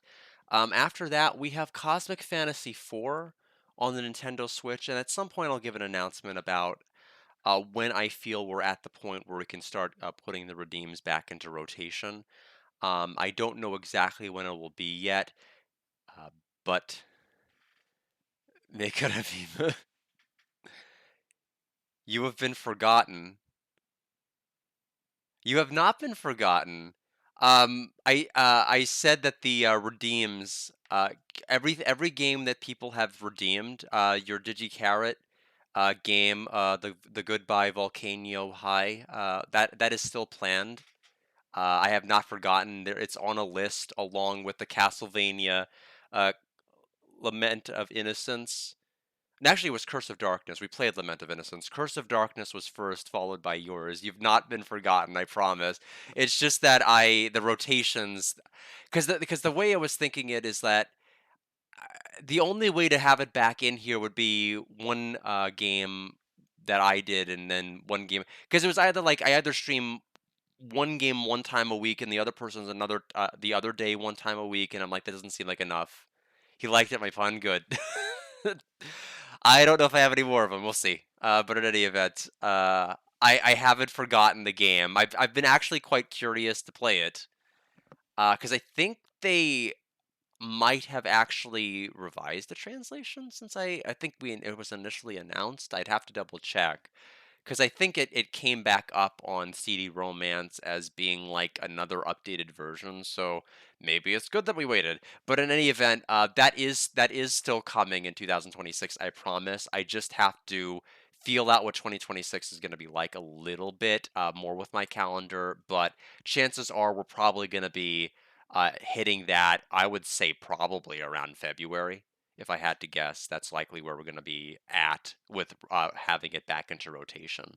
So, because I don't think Castlevania is going to take long at all. The Lament of Innocence certainly didn't. I'd have to double check Curse of Darkness's length and if it's going to be any different than the first one. But February for sure, we should definitely be playing the DigiCarrot game.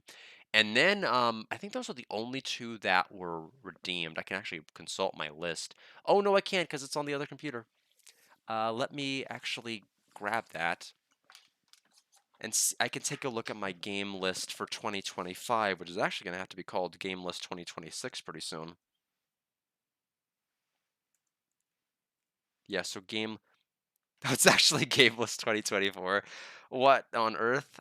How is it that? I guess I started it that long, and then. Okay, I see. I see what happened there. Got it. Okay, so I think it's just those games for now. But that's what's going to be kicking off 2026, at least for right now. Because after Cosmic Fantasy 4, I don't really have any immediate ones of my plans. There's nothing I urgently feel like I needed to play or was curious enough to play. Most of the other stuff I feel could be like games I'd play off stream.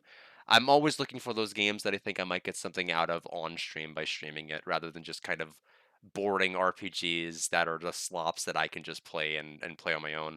Anyway, I've talked long enough to actually make this a 20-minute break at this point, I think. So we'll probably go ahead and advance the scene now.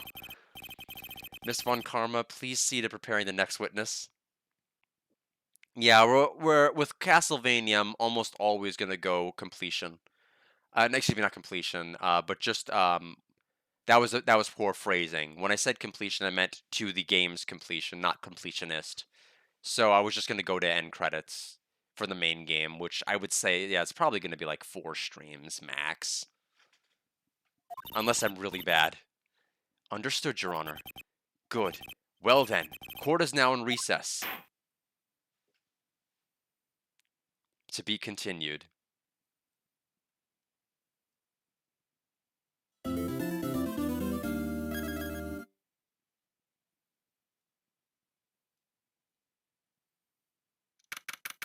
February 9th, 11:15 a.m., District Court. Defendant Lobby Number 1. I can't wait for the revelation that the actual mastermind behind this entire plot, the real murderer, was the bailiff. It's the perfect crime. They're being mentioned so much this game when they weren't mentioned any other game. How curious. Why are they getting such a prominent spotlight all of a sudden? There's only one answer. Excuse me, Mr. Edgeworth. I'm not really sure what to say. Iris, we only have 20 minutes. There are two things which I need to ask you before we reconvene. All right, I'll help you any way I can. First, about that night. You really didn't go to the inner temple, correct? The last witness claims to have met and talked with you in the training hall. Either you or Sister Bikini is lying. Mr. Edgeworth, it is just as I said yesterday. Until the incident occurred, I was in my own room in Hazakura Temple. Very well. The second thing, then. That night, the temple snowmobile was used in between the time Sister Bikini returned to the main hall and when she bore witness to the murder. Sometime between 10:30 and 11 p.m. that night.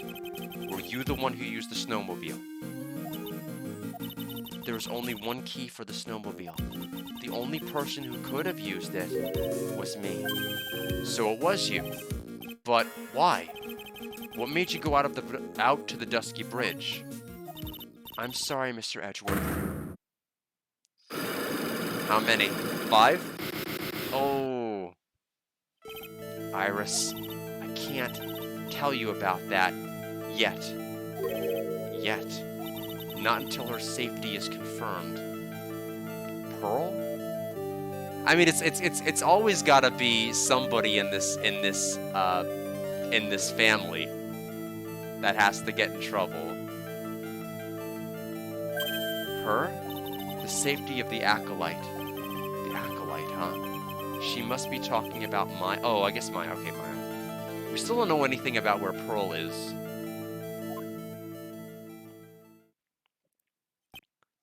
Iris, Look me in the eye and tell me the truth. Did you kill Elise Donham?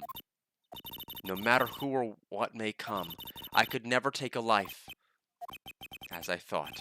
No psycholocks. Very well. It is my job to get to the truth. You'll discover this for yourself soon enough. February 9th, 11:36 a.m., District Court, Courtroom number 7. I at least want to try to push however far we can go through court today, before it takes us, like, out of court into, like, maybe a break for the next day.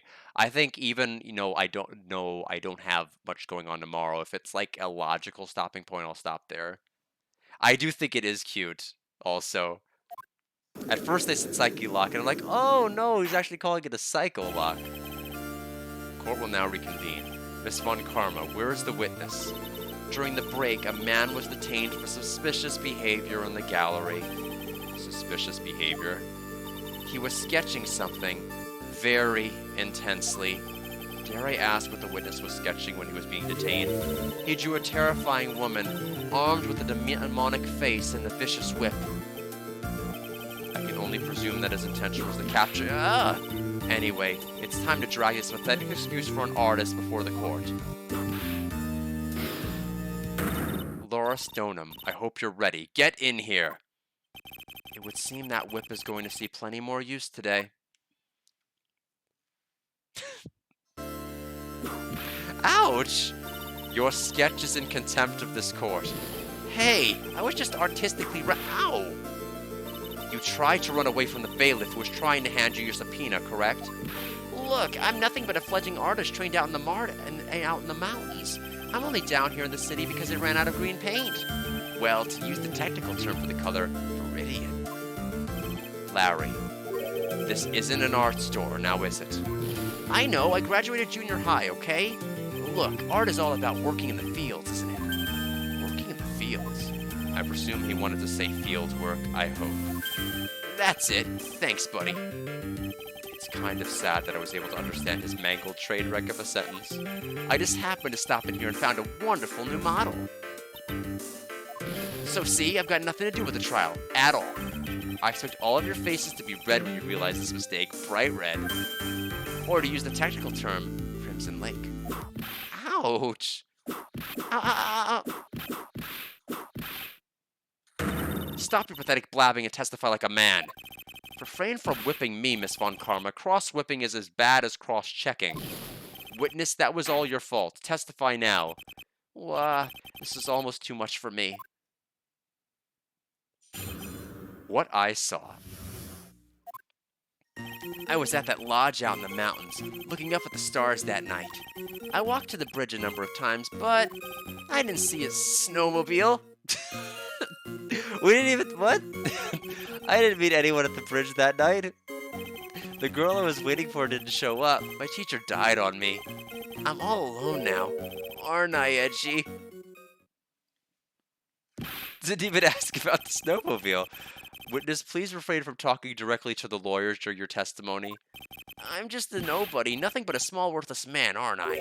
And why wasn't I asked for my name and occupation or anything else? Mr. Edgeworth, this man seems to have quite a severe inferiority complex. He's recently been the cause of numerous incidents. I think he's finally realized for himself just how much of a nuisance he has been to other people. Yeah, that's right. I'm behind everything, every case. Watch out, okay? Just touching me will make you eternally unhappy. Well then, let us proceed with the cross-examination with no touching, thank you. We can delve into other details at a later time.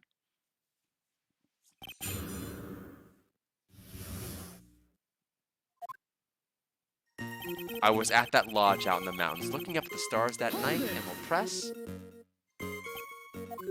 Whatever is the matter, Mr. Edgeworth? This one single statement is so full of contradictions. For a moment there, I thought it was going to collapse. So, witness, any ideas as to where these contradictions in your testimonies lie? Depending on your answer, I may let my whip have its way. Okay, give me a minute. Well, it was snowing that night, so I couldn't possibly have seen the stars. That rundown shack is hardly a lodge, is it? And even if the stars could be seen, it isn't like I was there to look at them, right? See, you can do it if you try. Heh. Ow! There is only one issue here. What you saw at Dusky Bridge. I walked to the bridge a number of times, but... Good. A number of times. How many? Maybe 5 times? I went once every 20 minutes, which means you spent almost 2 hours at Heavenly Hall that night. You bet. Real love is about waiting with your heart in your hands. Love, you say? It was this man's intention to summon the defendant to the small shack. Using this blackmail letter. Blackmail? No, no, that was simply a product of overflowing love. Ah! You huffy, puffy, loosey-goosey excuse for a whimpering, whining wuss of a witness. So, what did you see? I hope for your sake you saw a snowmobile. You huffy, puffy, loosey-goosey excuse for a whimpering, whining wuss of a witness, eh? Well, you see, being called those names doesn't seem to bother him at all. I didn't see a snowmobile. Hold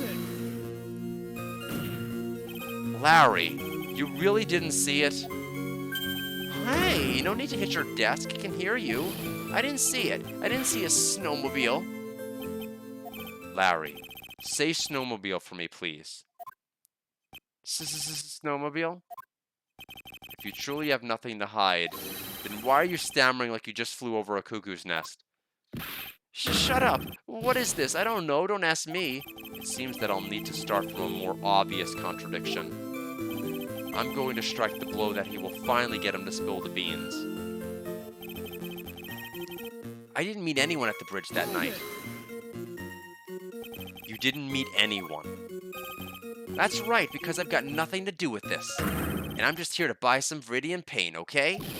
Come on, I expect to see the Crimson Lake faces now. It would appear that simply pressing him isn't going to be enough, Mr. Edgeworth. Indeed. It seems that he's going to claim to have nothing to do with this to the end. I don't want this guy to cost us any more time. I need to slice through his obvious contradictions to keep things moving along. Alright. Save and get ready.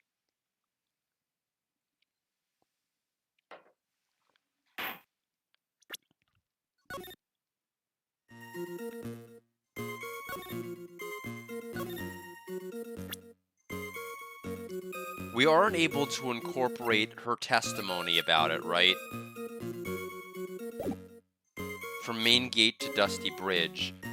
So would have had to have seen it while it was parked, so I have to present the tracks photo? Is that, I mean, that's the only logical thing to present, right? Objection. Apparently not.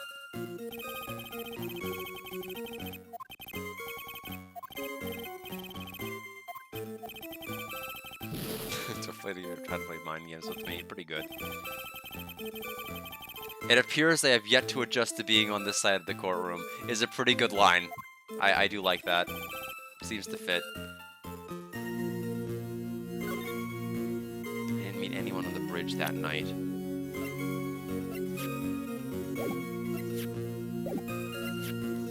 Okay, so I think the tracks photo has absolutely nothing to do with what I need to contradict him on.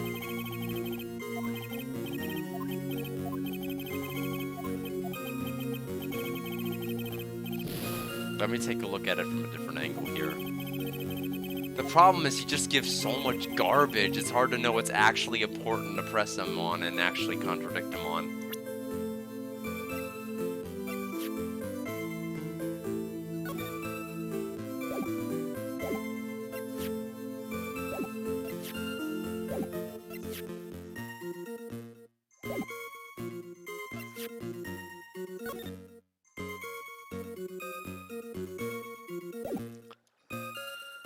Oh man, you're asking me to remember what the hell Larry said when I tried to tune him out of my brain? I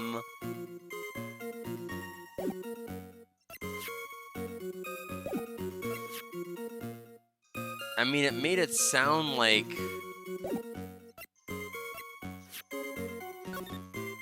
I don't recall if he did.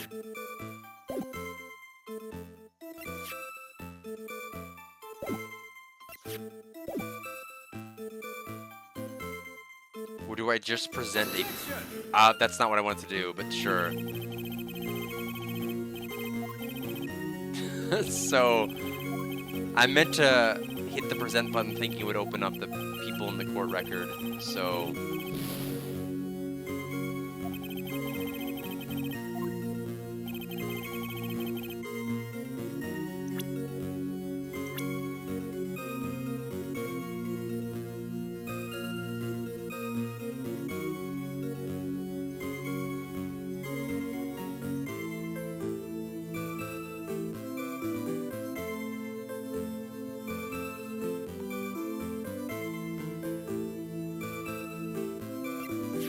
Objection! okay, well, I'm out of HP now. So I don't know what I did he meet somebody last night or bump into somebody? Hmm. It made it sound like he didn't.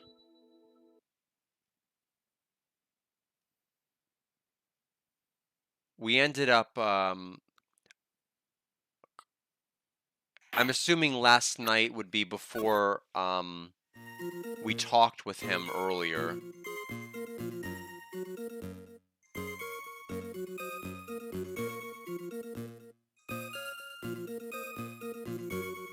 I mean, we talked to him before we went in and revealed him to be Larice, but that was before the lodge. Um,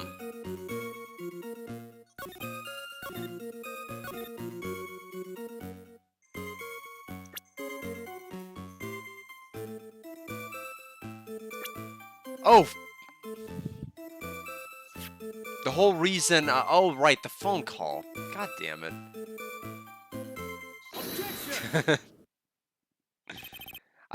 Yeah, I forgot.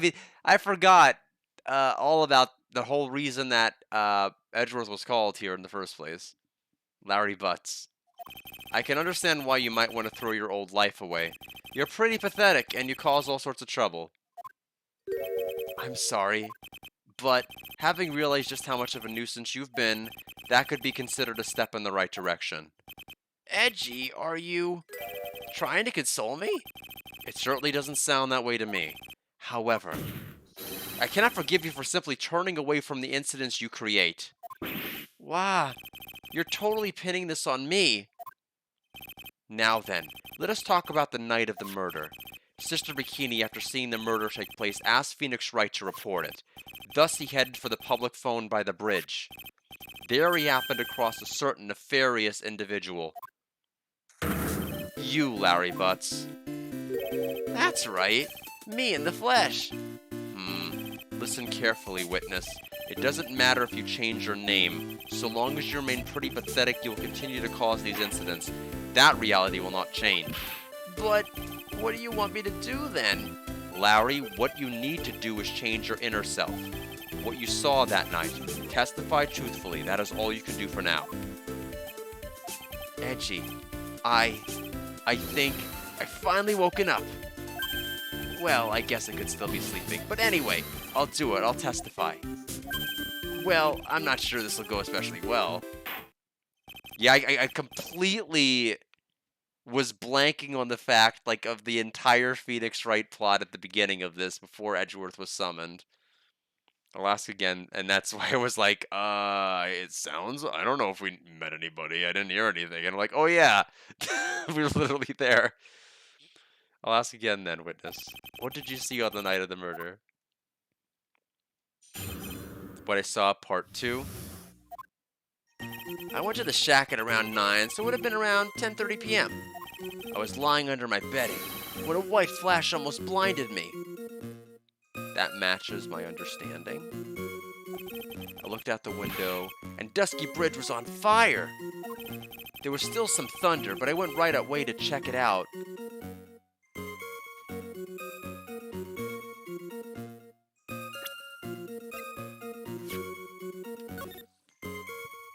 Okay.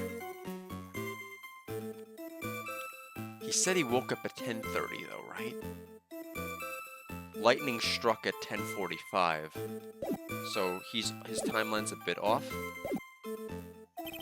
That's when I ran into Nick. Hikaru, welcome. Thank you. Happy almost New Year to you as well. Hope you're doing well. Yeah, this is a stream that's going into a little bit into extra innings, which is nice because normally my streams end around the time you arrive back from work. You certainly saw quite a lot, didn't you? So, what happened to the bridge after it caught on fire? It was like me after a 3-day stint chasing a girl. It totally burned out, like almost totally gone. I mean, trying to cross the burning remains was what caused Nick to fall. What did you say? Oh, don't worry. Nothing life-threatening. He just caught a cold. As always, hard to know if he should be called lucky or unlucky. Now, Mr. Edward, please commence your cross-examination. What I saw, part 2. I went to the shack at around 9, so it would have been around 10:30 p.m. Hold it. Well, I wouldn't trust this sense of time anyway. What did you do out there in the cold for an hour and a half? Well, if you really must know, I was busy being excited, I guess. Excited. Dare I even ask? I set the meeting time at 10 o'clock p.m., right? But I couldn't wait, and I thought she might come early, too. Well, it appears she didn't come at all in the end. Because they never arranged to meet in the first place, did they? Shut up! Don't go picking my fond memories apart. Anyway, I was getting a little worried. I thought maybe Iris had lost her way. So every 20 minutes or so, I went out to the bridge. But I didn't see anything particularly suspicious. I didn't have anything else to do, so I went back to the shack to wait for her. I was lying under my bedding when a white flash almost blinded me. This light was, of course, lightning. Like, kapow! Like a slap from Naomi, honestly. A big bada boom. He was not sure he could handle that dinosaur. Ah! Or a little like that. Wah, that's more like a punch from Miranda. Witness, did you actually see the lightning hit from the bridge? Well, I was a bit startled by that flash of light, so I looked out the window, and Dusky Bridge was on fire. Hold it. Seeing that, what did you do? What do you think? I was burning up as well from the fire in my heart. And that's why you went to take a look at the bridge? Well, to be honest, it was freezing cold, so at first I thought, forget it, I'm not leaving my covers. But it had pretty much stopped snowing, so, I don't know, changed my mind. I'm not sure I care for this forget it attitude you have at first, Witness. There was still some thunder, but I went right away to check it out. I mean, I feel the weather report matters, but like, so what? You said right away, but exactly how long after the strike was that? The lightning fell and then the bridge caught on fire. Maybe around 5 minutes? I mean, I suddenly thought, gotta go check this out. How far is the small shack you were in from the bridge? Hold on. Well, it had pretty much stopped snowing. I guess about a 5-minute walk? His timeline's everywhere. I don't understand. And how did the Dusky Bridge look when you got there? Like I had recovered a piece of my childhood. I mean, not even the bonfires kids make during school camping trips can compare. Well, should I press him for a little more info? Why didn't you call anyone? Why didn't you go to the bridge? Why didn't you call anyone? Larry, let me ask you one thing. What is it, Edgy? What's with the serious face? Why didn't you call anyone? Eh? What do you mean?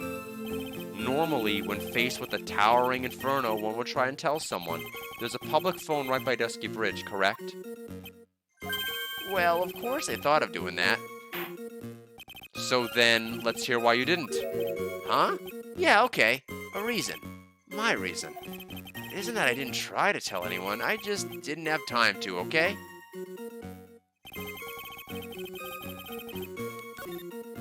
I'm going to press and ask for the other statement to see if it makes a difference, and then we'll go to the next statement.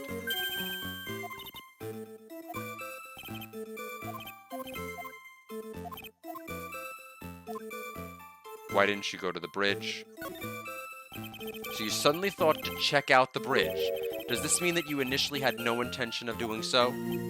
Well, yeah, I guess it does. It was really cold. I didn't really want to go out there. If that's the case, why did you change your mind? I would like to hear your reasoning. In which case, Please give testimony to that effect, witness. My reasoning? Okay. Reasoning, is it? I thought I'd never get another chance to see something so big burning. I don't know. Like the yearbook and goodbye book in a way. Hold it. So you decided to go and see what was happening. That's right, we're talking about a massive suspension bridge burning to high heaven. That's not something you see every day. A real specule. Like, really special? Can we really trust a witness who's unable to pronounce spectacle? Life seems to love hitting this poor witness below the belt. Well, my motto is to hit life back as hard as I can. Ah! I'll give you a few hits too if you'd like, with my whip. He told me about the burning bridge yesterday, but there's still something that doesn't quite fit. It looks like, despite his change of heart, Larry still isn't telling us the whole truth. What on earth? Like, there's obviously, like, so much to this case still left. We still have no idea about what's been going on with Pearl. We need closure with the initial individual that looks like Iris / maybe Iris. We need closure about everything that's been going on with the Maya side of things, and what's going on with Godot and why he hates Phoenix Wright, and there's just so much still that needs to be done. I feel like we are probably like 5-6 hours out from realistically being done with this case. I went to the shack at around 9, so it would have been around 10:30 p.m. So we're back to the start.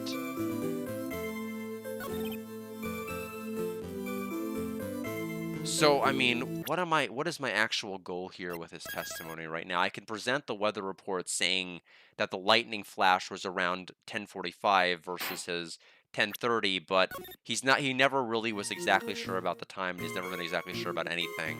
I don't know what that really proves. Also, what was the Phoenix Wright testimony disappeared? He said Phoenix showed up about a minute later. That testimony's now gone.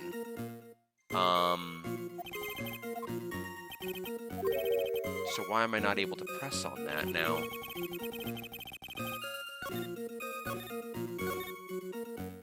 Okay. So we lost a bit of the testimony at the end. I guess it must not matter.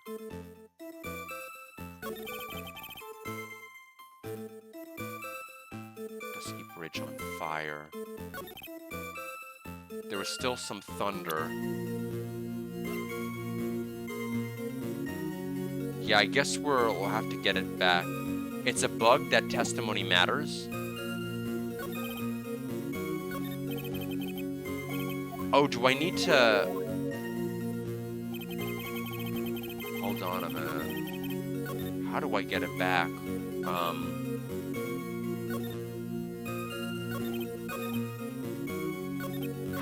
Okay, what's the statement I pressed? Yeah, because I was to say, isn't there something else? Yes, so am I able to pick the other option? Statement 4. 1, 2, 3, 4. Hold it.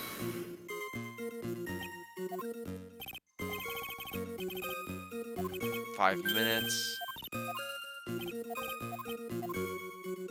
There we go. So if I press about why didn't you call anyone, maybe that'll bring it back. PlayStation button to get it back.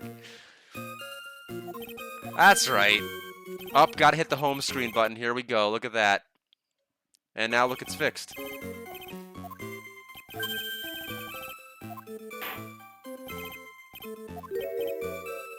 Alright, a reason. There we go. So Nick's testimony is back. Yes, pro strats! And a Nick showed up less than a minute later. So let's press that because he couldn't last time. You claim to have arrived at the bridge at the same time as Wright? Yeah! I thought I'd better tell someone about this. But then Nick came up yelling about murder. It totally made me forget the bridge. The fire was pretty much out by then anyway. What's the feeling? I suddenly have a terrible case of unease. It was after contacting the police that Phoenix Wright fell from the bridge, correct? Yeah, that's pretty much it, more or less. He told me about the burning bridge yesterday, but there's still something that doesn't quite fit. It looks like, despite his change of heart, Larry still isn't telling us the whole truth.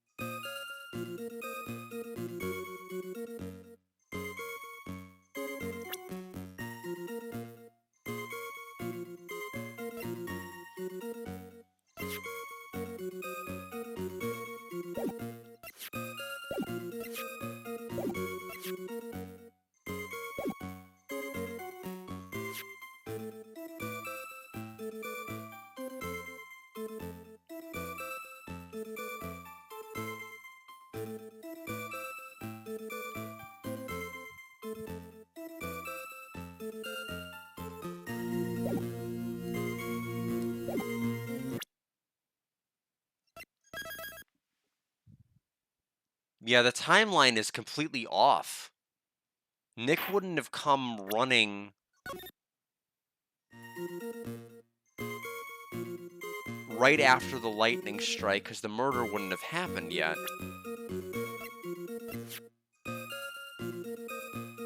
Oh, wait, the murder was between 10 to 11 p.m. The testimony was that the body was discovered around 10? Wait, hold on a minute. Wait a minute.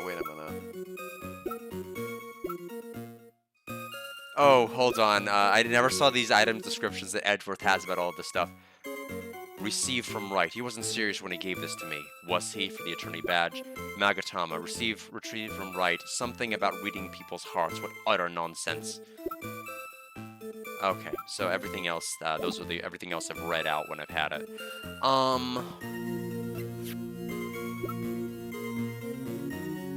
So actually the autopsy report, I can't incorporate the testimony about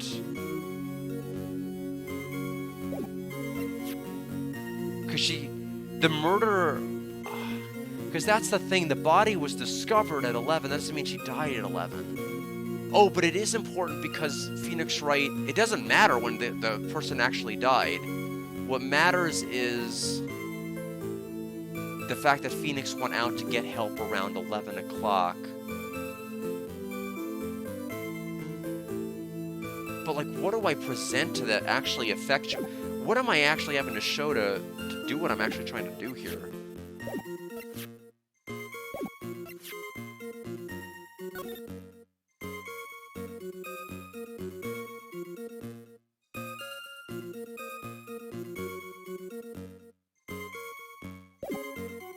30-minute fire.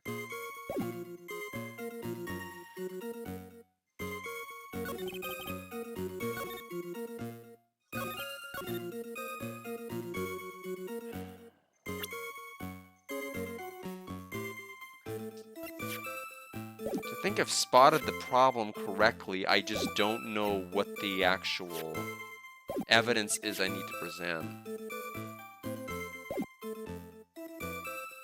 Because I can't present the testimony that was just given about the body discovery at 11.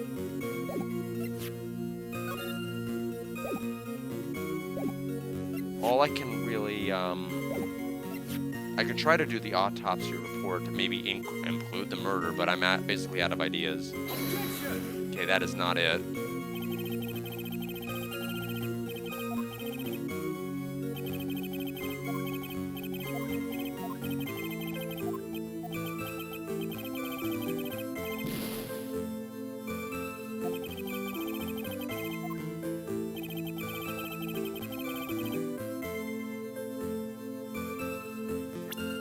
Less than a minute later.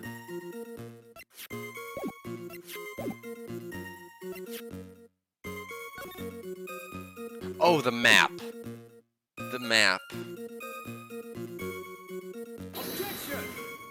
It's not the map.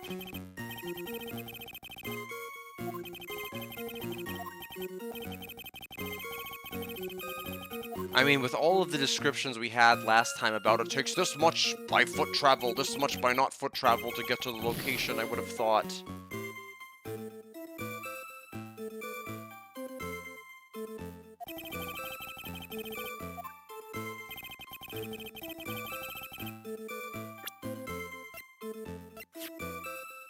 Oh, but I presented the autopsy report, though, right? Objection! Yeah, okay, so it's not the autopsy report, because that was the first thing I was questioning. Oh, the weather?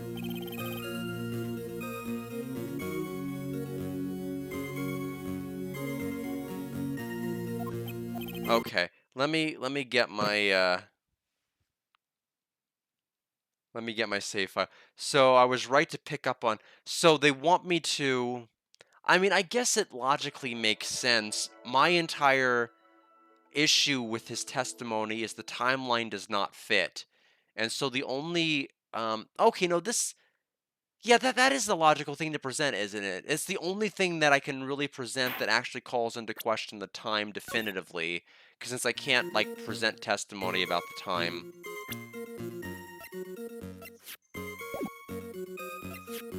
Objection!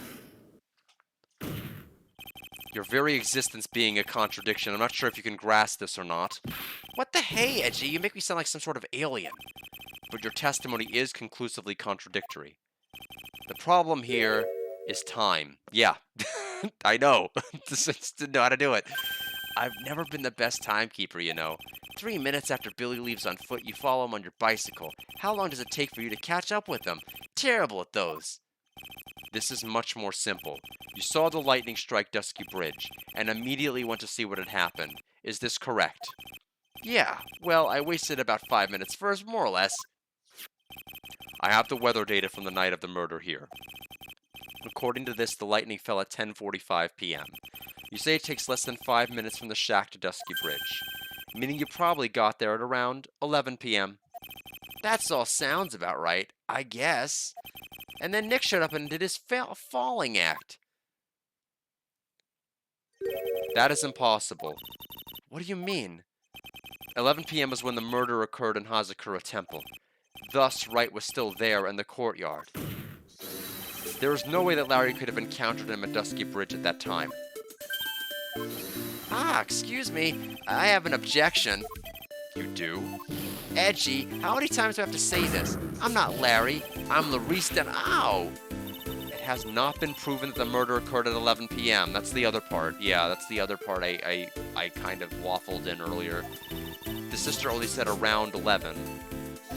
In which case, it could have been earlier than that. Okay, well, that wasn't where I was going with my thought process, but fine. Watch your footing there, Miss Francisca von Karma. The slope ahead is slippery. For there is still no way that Wright could have been at Dusky Bridge at 11. And why not? It is clearly written here in the weather data report. It took around 30 minutes for the bridge to burn out. Therefore, the bridge must have been burning until at least 11:15 p.m. Which means what exactly? Wright did not see the bridge as it was burning that night. He did not arrive there until after the flames had died down. Larry, you arrived at the bridge at 11. Wright did not make it there until at least 11:15. Are you still trying to hide something from us? What happened during those missing 15 minutes? I feel like I just woke up. I guess I was still sleeping after all. Pinch me. Order, order, ow! So there was a missing 15 minutes prior to meeting Phoenix Wright. I hardly see that as much of a problem. Yeah, not much of a problem at all. Really? The bridge is burning before your eyes and there was a phone right next to it. Why then did you not report the accident? Did you simply watch the bridge burn? That is the problem here. Even after the bridge burnt out, he was still there. He simply stood there and didn't report anything. That's what it sounds like. This might be Larry we're talking about, but even he isn't capable of being so stupid. There has to be a reason for his inaction. Edgy. I think it's about time I got serious with you, dude. Just as I thought. You've been playing with us all this time. Listen, I'm I'm going to tell you everything. Are you sure you want to hear it all? Yes. I may really say it this time. Ow! Then say it. Very well. I have a terribly bad feeling about this. However, let's have the witness finally give us the whole truth. Now, for the 15-minute gap, what were you doing, witness? The missing 15 minutes. I'm a donum. I'm an artist. What do you think I was doing? Sketching in front of the bridge. I was whipped up into a frenzy of art. The shock and awe that I was feeling, I transferred all directly onto the page. Yes, I know. But it's okay. It's Laurice that's going away, not Larry. Larry's fine. Before I realized it, the flames had got out and then he came running up. I suppose artists can be strange folk. That's right. I'm willing to sacrifice everything in order to draw the perfect sketch, including the truth from the sound of it. Mr. Edgeworth, has this removed the last of your doubts? Not at all, Your Honor. One very large doubt still remains. And what would that be? This is a surprisingly believable story, especially considering the source. So why did he think he needed to hide it from us until now? I intend to drag the reason out of him. You'll regret this, Edgy. The missing 15 minutes. I'm a donut. I'm an artist. What do you think I was doing? Tell us, Larry. My name is Laurice. Get it right. Mistakes like that are what keep you from being popular with the ladies like I am. Just who exactly are you? I'm Laurice Donum, apprentice extraordinaire. That's what he calls himself in any case. Then you are an artist. Of course I'm an artist, the real thing. Yet again, that's what he calls himself. Names mean nothing. There is only one issue I care to discuss. What were you doing? That is a very big issue indeed. Sketching in front of the bridge. I was whipped up into a frenzy of art. Sketching the burning bridge? The burning bridge and everything that came with it. What came with it? You want to hear this from my lips, do you, Edgy? You'll regret this. That sketch of mine is... Enough. Just take that ridiculous sketch of yours out already, witness. What are you talking about? I don't know what you mean. That does indeed appear to be the fastest solution. I'll leave it to you, Mr. Edgeworth. What should I do? I've got a terrible feeling that the instant this sketch is revealed, the entire world may be changed by what is depicted there. I too share his fear. We're gonna have to take a look. Larry, I wonder if you could show us your sketch. Please. Well. Even I couldn't have imagined it turned out like this. Imagined what? That Laurice Donum's debut would take place here, today. Like this. Ouch! Show it, now. Okay, but steel yourselves. This is the world of Laurice Donum. Oh, the fire... Girl on fire?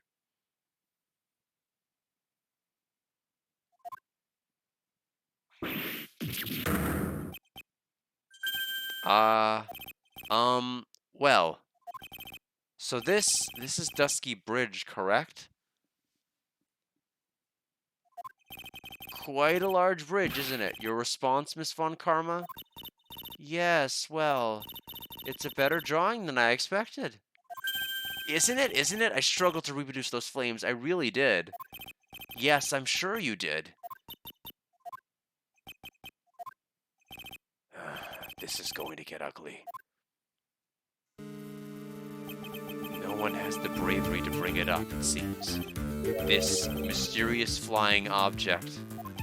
Larry. What? The burning bridge is fine, but what is that unfortunate-looking figure? Ah, you spotted that. I thought you might. However much I might want to ignore it, I can't.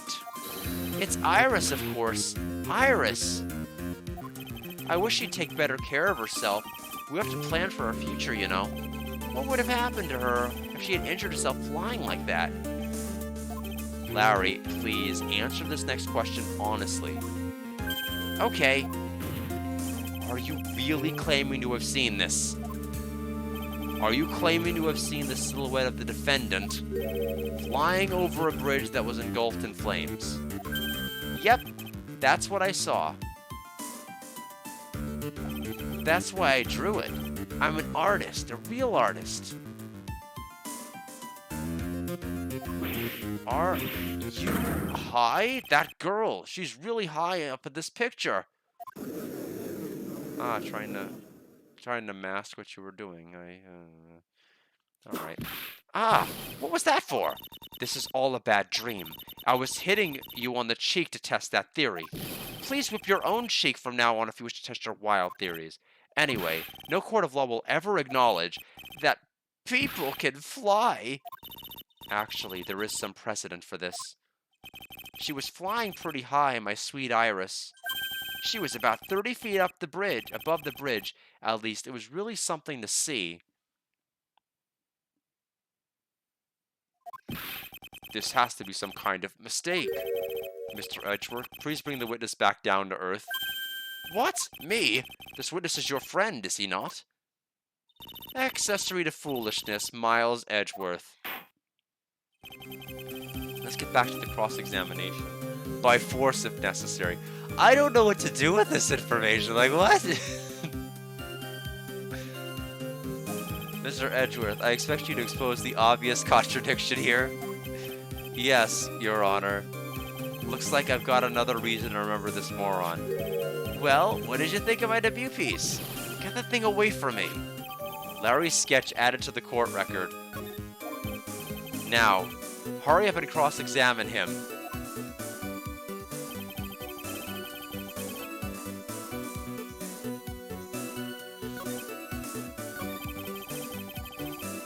Her white hood fluttering. Okay, well,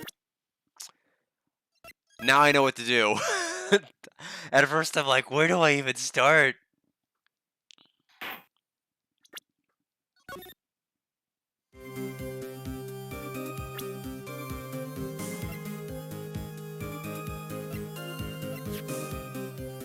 Objection! Larry, what did you really see that night? Not that I particularly care. In your position, that's just being irresponsible. I do exactly what I saw. I'll give you a whole $1 if that's the truth. If that is truly the case, then there is one thing that we can say for certain. What might that be? That the person who flew over the bridge could not have been the defendant Iris. What? What do you mean? I don't understand. How? A foolhardy folly of a foolish statement by an equally foolishly foolhardy fool. How exactly can you make this claim? Tell us, Larry. According to this picture, the individual whom you say you saw was wearing a hood, correct? Of course she was. That rundown shack is quite away from the bridge. The hood is what told me that this floating angel was my Iris. The hood is my darling Iris, and Iris is my darling hood. Wah! It seems there are bigger fools in this world than the one at the defense's bench. Larry, there's something you need to be made aware of. On the night of the murder, Iris wasn't wearing her hood. She had given it to Wright as a gift. Are you going to change your story now? Perhaps suggest it was Wright who took flight? What are you talking about? I think you understand what I mean just fine. Why? Why did Nick have Iris's hood? Eh? Edgy, what's going on with Iris and Nick? Why, you, Nick, you dog?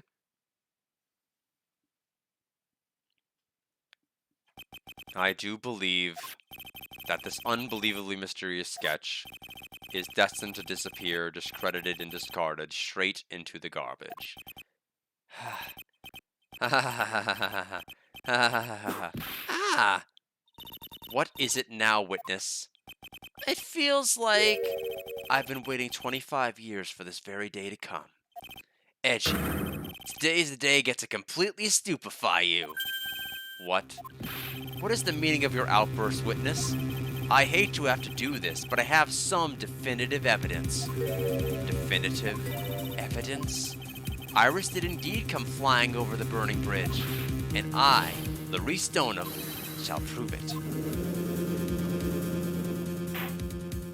I didn't expect to ask this again, but we shall be needing your testimony once again. Tell us anything you know concerning the defendant as depicted in this sketch, and show us your evidence that this nightmare was actually reality. Okay, hope you're ready, Edgy. Because I'm gonna feed you a whopping serving of pain. You've been serving us a whopping serving of pain this whole time, trust me. Proof that Iris flew. When I reached Dusky Bridge, she was already gone. I was so worried, so I frantically searched all over for her. That led me to finding the beautiful crystal sphere half buried in the snow. I went to, and I know what that belongs to. It does have the blood on it. Interesting. I'm sure that Iris was simply wearing a spare hood. After all, no one else could have lost the crystal sphere that night. Well, I wonder what I need to present. A crystal sphere. This one. Pretty, isn't it? But finders keepers. That sphere. Where did you find it?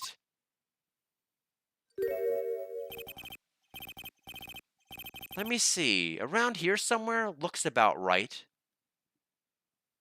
That's where the snowmobile was parked, right? Like literally right there. That's literally the spot the snowmobile was. And it was half buried in the snow. It had pretty much stopped snowing by then, but there was still some falling as I walked by to the bridge. Court accepts this crystal sphere. That's mine, okay? I want it back afterward. There's something on it. Isn't there? Oh my, it's a bloodstain. What? A bloodstain? Crystal sphere added to the court record. You ready, Edgy? By tomorrow morning, you'll be calling me Master Larry.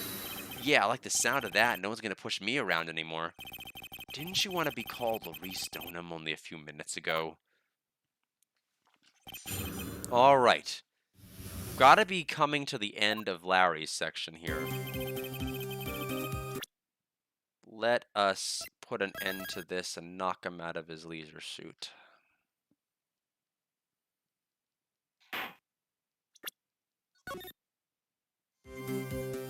She was already gone. Hold it. So you went to the burning bridge?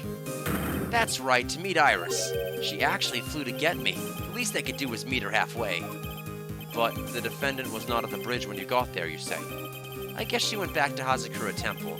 She's a girl, after all. She must have wanted to look her best. It must be lovely to live in the fantasy land of Larry's mind. Actually, it's so depressing that I can't even work up the energy to point. So what did you do next? I was so worried, I frantically searched all over for her. So you searched all over for her? She was flying pretty high, you know. I thought maybe she slipped on her landing and got hurt. It was more than possible. Also, when I headed out to the shack the first time, I was snacking on a banana. I was pretty sure I threw the peel away somewhere around there, so, you know. Can one guy really be this stupid? So did you find any signs of her so-called landing? I don't really remember. I kept on falling over myself and kind of got lost it for a while there. You fell over yourself? Yeah, the snow was deep and there wasn't even a banana peel out there. Yep, there's Stupid and then there's Larry Butts. The short of it is that you didn't find any signs of her landing, correct? Then what happened next? That led to me finding a beautiful crystal sphere half buried in the snow. Half buried? It was sitting in the snow with a little gathered on top of it. It was very hard to spot, actually. I mean, it was so dark out, too. I'm impressed. You did well to find it. No matter what you may think when you look at me, I'm a pro. A genius security guard. I used a pen light I borrowed from my company to help in my search.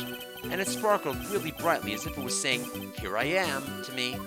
It does indeed look very much like the crystal sphere on Iris's hood. But need I remind you that she was not wearing her hood that night?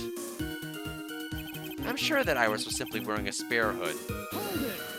And then after that, there's one more statement, and which that's the one we have to present the evidence on. Because it's the one that says, I don't think anyone else has lost the sphere, and that's, we know of someone who definitely has. Each one is assigned their own hood, and they are assigned only one. I don't know anything about that, okay? And Iris is special, alright, dude? Even if she did steal a spare hood, I'll forgive her. This is getting us nowhere. Our destination for the day, it seems.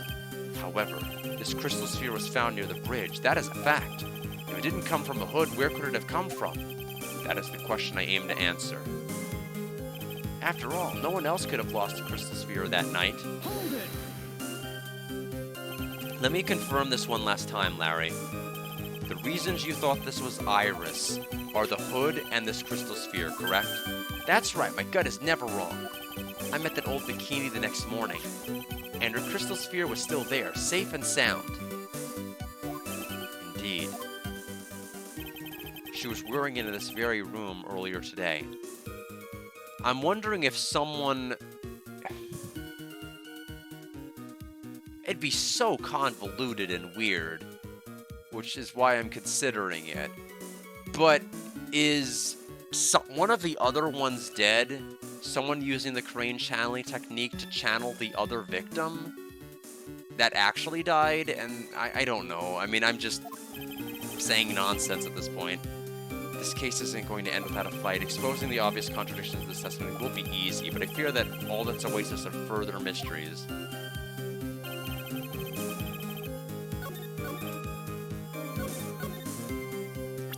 So do I present the person? Do I present the item? I'm gonna present the person, or I guess I need to present the cane that's missing it. Objection. Larry, that night there was someone who lost the crystal sphere. There was? Who? Who was this stupid idiot? Miss Elise Stoneham, the mentor to a stupid idiot. The victim? I have a photo of her here. And on the end of her staff, you can see a familiar-looking crystal sphere. Hey, that's my photograph. Give it back. How?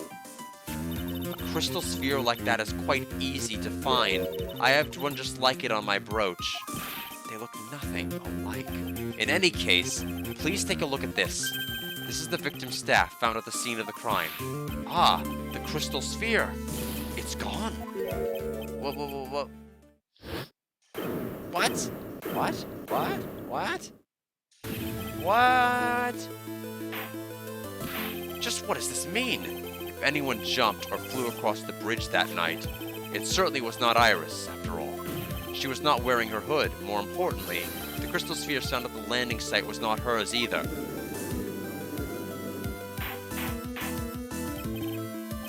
That means the one who flew and dropped the sphere was the victim, Miss Elise Stoneham? Objection. A fool alongside another fool on a fool's errands to reach a foolish conclusion. First of all, this sketch, which I prefer to call a scribble, is ridiculous. People cannot fly, thus it is rejected. You can't do that, I saw it with my own two... Ow! And this crystal sphere, this is nothing more than a red herring. You honestly believe that? Give it some thought, and I'm sure you'll realize it's as wit as well, Mr. Miles Edgeworth. Elise Stoneham was in her room on the night of the murder. There was no reason for her to go to Dusky Bridge. Therefore, this sphere cannot be related to this case. That is all. Miss Francisca von Karma. The only people who will accept that explanation are scatterbrains and clowns. Why are you pointing at me? The victim's crystal sphere was found near the bridge on the night of her murder. Yet you expect us to believe this has nothing to do with the case. Objection. That crystal sphere was probably thrown away at the bridge after the murder. After the murder? There is blood on the crystal sphere, isn't there? This naturally suggests that it was thrown away after the murder took place. The killer placed it there to throw the investigation off the scent. The same reason that he drew that ridiculous sketch. What? You mean I'm the killer? How? Enough joking. Just when did this crystal sphere appear near the foot of the bridge? Unless this can be proven in some way, I refuse to believe this is related to the case. She makes a valid point. There is no evidence that Elise Donham left Hazakura Temple that night. However, if somehow this crystal sphere can be proven to have been dropped before the victim was killed, then this case is going to transform into something else entirely. Your response, Mr. Edgeworth? If it's about me proving it, I don't think I can.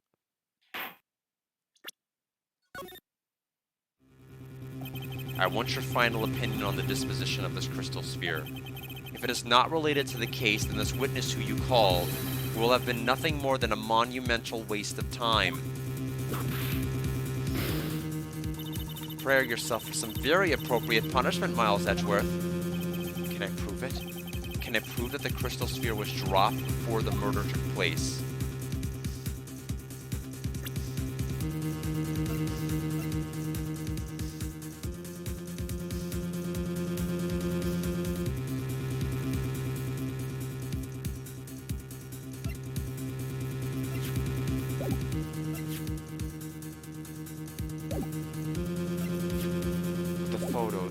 The photo. Does not have the, it doesn't have it. It doesn't have it at all.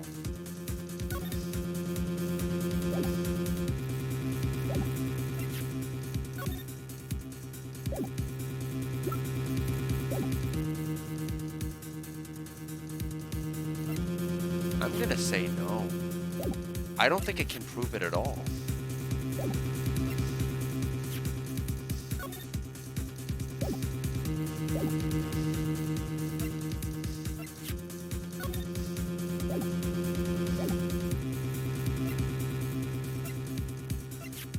Okay, so back out.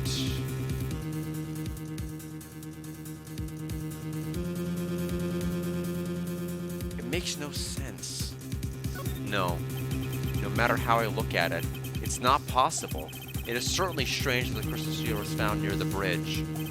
Perhaps it is just a curveball from the killer. Well, well, Miles Edgeworth seems to have nothing further to say.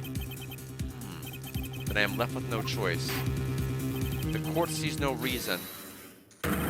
What is this? Hey, Edgy, you're a defense attorney, aren't you?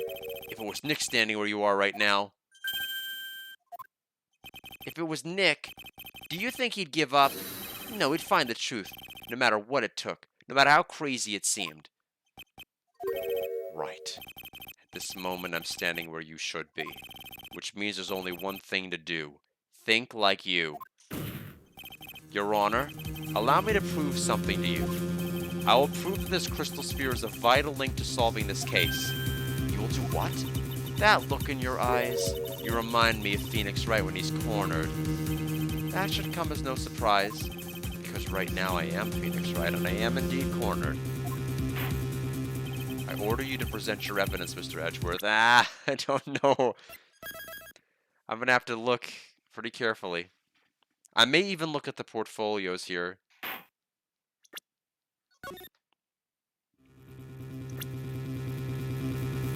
Let's see what he wants.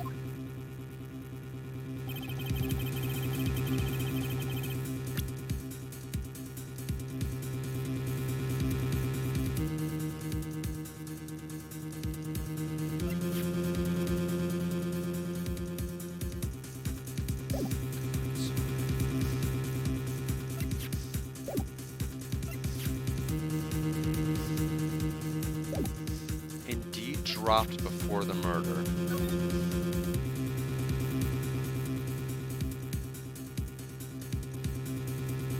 The snowmobile?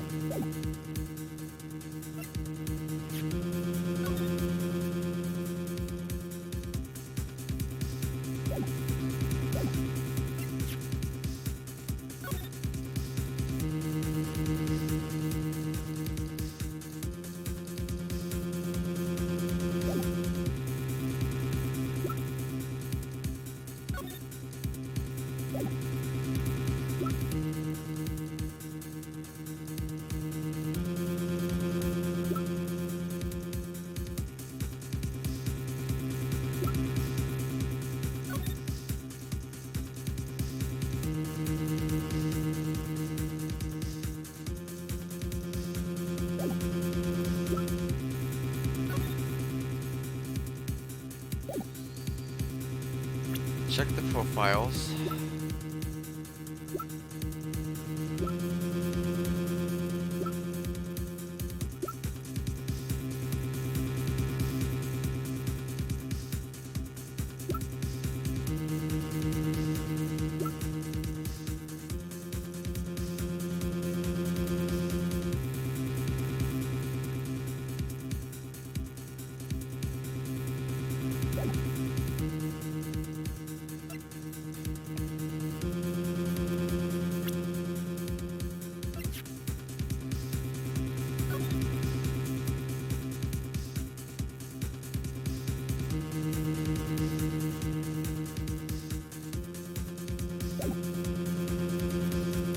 Crystal sphere was dropped before the murder.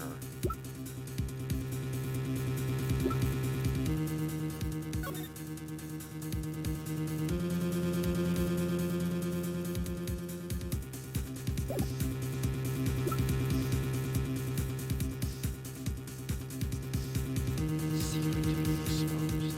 Wait a minute. Oh no, no, never mind, that can't work.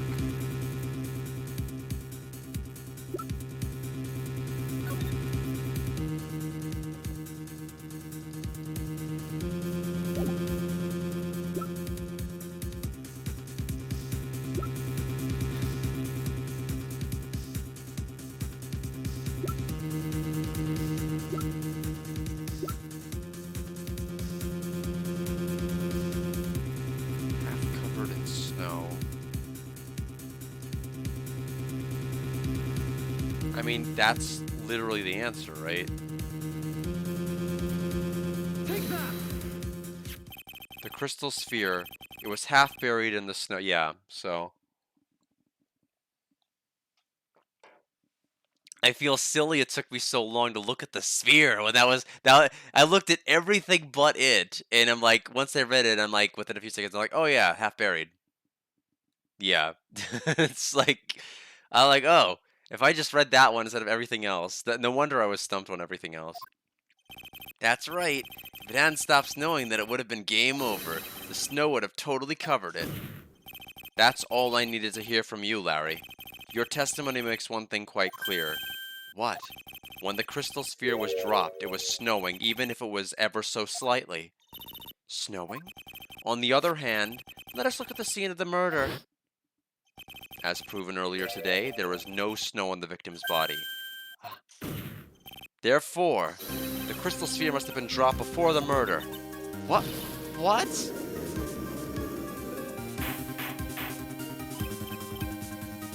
Oh, okay. I was just about to say, like, yeah, I'm like, at first I'm like, do I need to point or highlight something in the picture? And then it's like, no, present evidence. Yeah, definitely very, a strange choice. But then I was like, within like 1 second of reading the description, like, this is it. It's just, that's funny, it's the last thing I picked. On the night of the murder, the victim did indeed go to Dusty Bridge. And there, something occurred that caused this crystal sphere to come loose. What? What could that have been? This sphere. There is some blood on it, isn't there? Allow me to raise a certain possibility at this junction. Wait, so she was killed there, transported back to her room, shoved out her room to be in the courtyard. Okay, I guess. Good work, murderer, I guess. The real crime scene was near the foot of Dusky Bridge. Objection! The murder didn't take place in the Hazakura Temple courtyard. Only a fool would suggest it's a foolish piece of absolute foolishness. Just who is the fool? And which part is so foolish, Miss Von Karma? Have you been paying any attention this whole time, Miles Edgeworth? The sister saw everything. She saw the victim being killed by the defendant in the Hazakura Temple courtyard. That's not exactly true now, is it? To put it more precisely, what she saw was the murder weapon being removed from the victim's body. That's the same thing! No, it isn't. You said it yourself. Very little blood is actually lost at the moment of a blade's insertion. If If you want to talk about when the most blood would be lost from a body, that would be when the blade is removed. If that statement is the truth, then Dusky Bridge could very easily be the scene of the murder. The murder weapon was not removed, thus there was no bleeding. Objection! You are forgetting one vital thing, Miles Edgeworth. Elise Stonham's body was found in Hazakura Temple. On foot, it takes 15 minutes to travel from Dusky Bridge to Hazakura Temple. You mean to suggest someone carried the body all that way? I've made it this far. The only place to take this is to the end.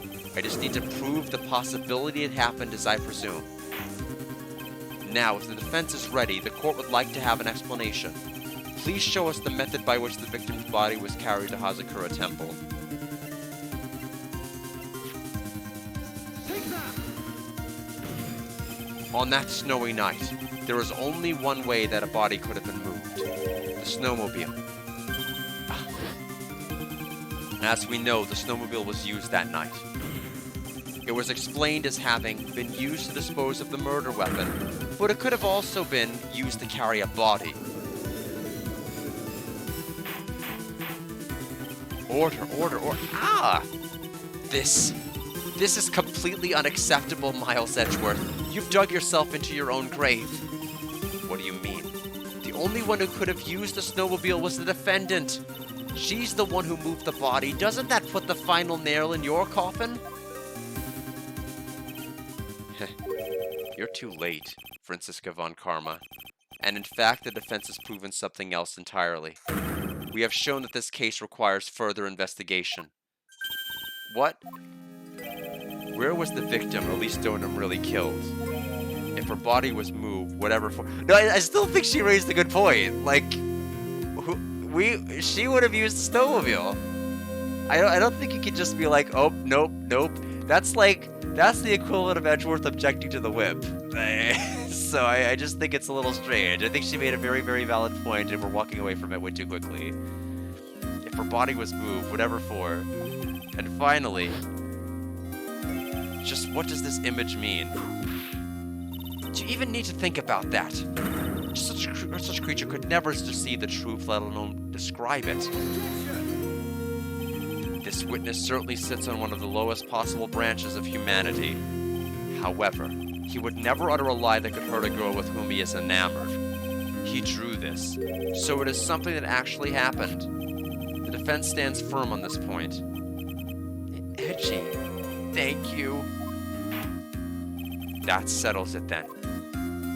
I cannot give a verdict under these circumstances. Right. I seem to have fulfilled my part in this. It is just as I thought. Franziska von Karma, you make a wonderful partner. Excuse me? There was one reason and one alone for me being here. To expose the darkness lurking in this case, and then pass it on to Wright. Really? That's what this was all about? You could have just told me that from the very beginning. Then I wouldn't have had Francie whipping me all— Ow! Miles Edgeworth, I don't care about what you were here to do. This was my chance to finally grind you under my heel. A shame that your chance seems to have slipped by you. What a shit— Ow! This is all your fault. Such a terrible witness. You are an affront to all the legal system stands for. I demand satisfaction.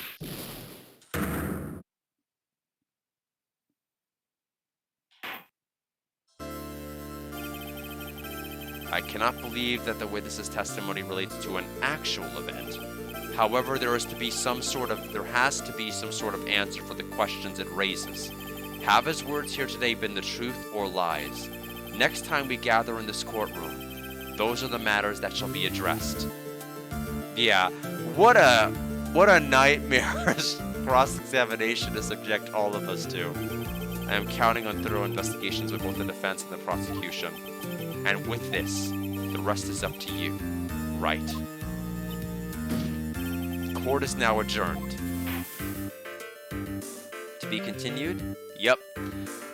Alright, we made a lot of progress today. Maybe. I really don't know. I don't know if we're any closer to really understanding what's going on. But we still have a ton to wrap up. We need to know what happened. We need to know Iris's identity. We need to to know how she relates to Hawkins, this person or whoever she was, or whatever name she calls herself these days. And we need to understand the whole Godot backstory. And we have another investigation segment we need to go through. So I'm going to guess we are likely not beating this Thursday either, which is why I suggested that the Lunar Silver Star Harmony was going to be sometime next week. I didn't say explicitly Tuesday, but I did say next week. So I think certainly we're going to give it our all on Thursday. Again, I'm off Thursday, I'm off Friday. I can go long that day too. Today was just kind of tragic in that I went long starting quite late because I received a very late client call, and it's like, I can't believe I'm having to take this attorney call when I have official attorney business I need to take care of. What an annoyance. But no, it was fine. It's just like I would appreciate clients calling me during business hours if they can do that. But in any event, that is going to do it. Let's save and let's take a quick little sneak peek. Hottie. Oh, okay. Wait. It's for Phoenix, right? I was about to say, why are we here? And I'm like, right. Okay.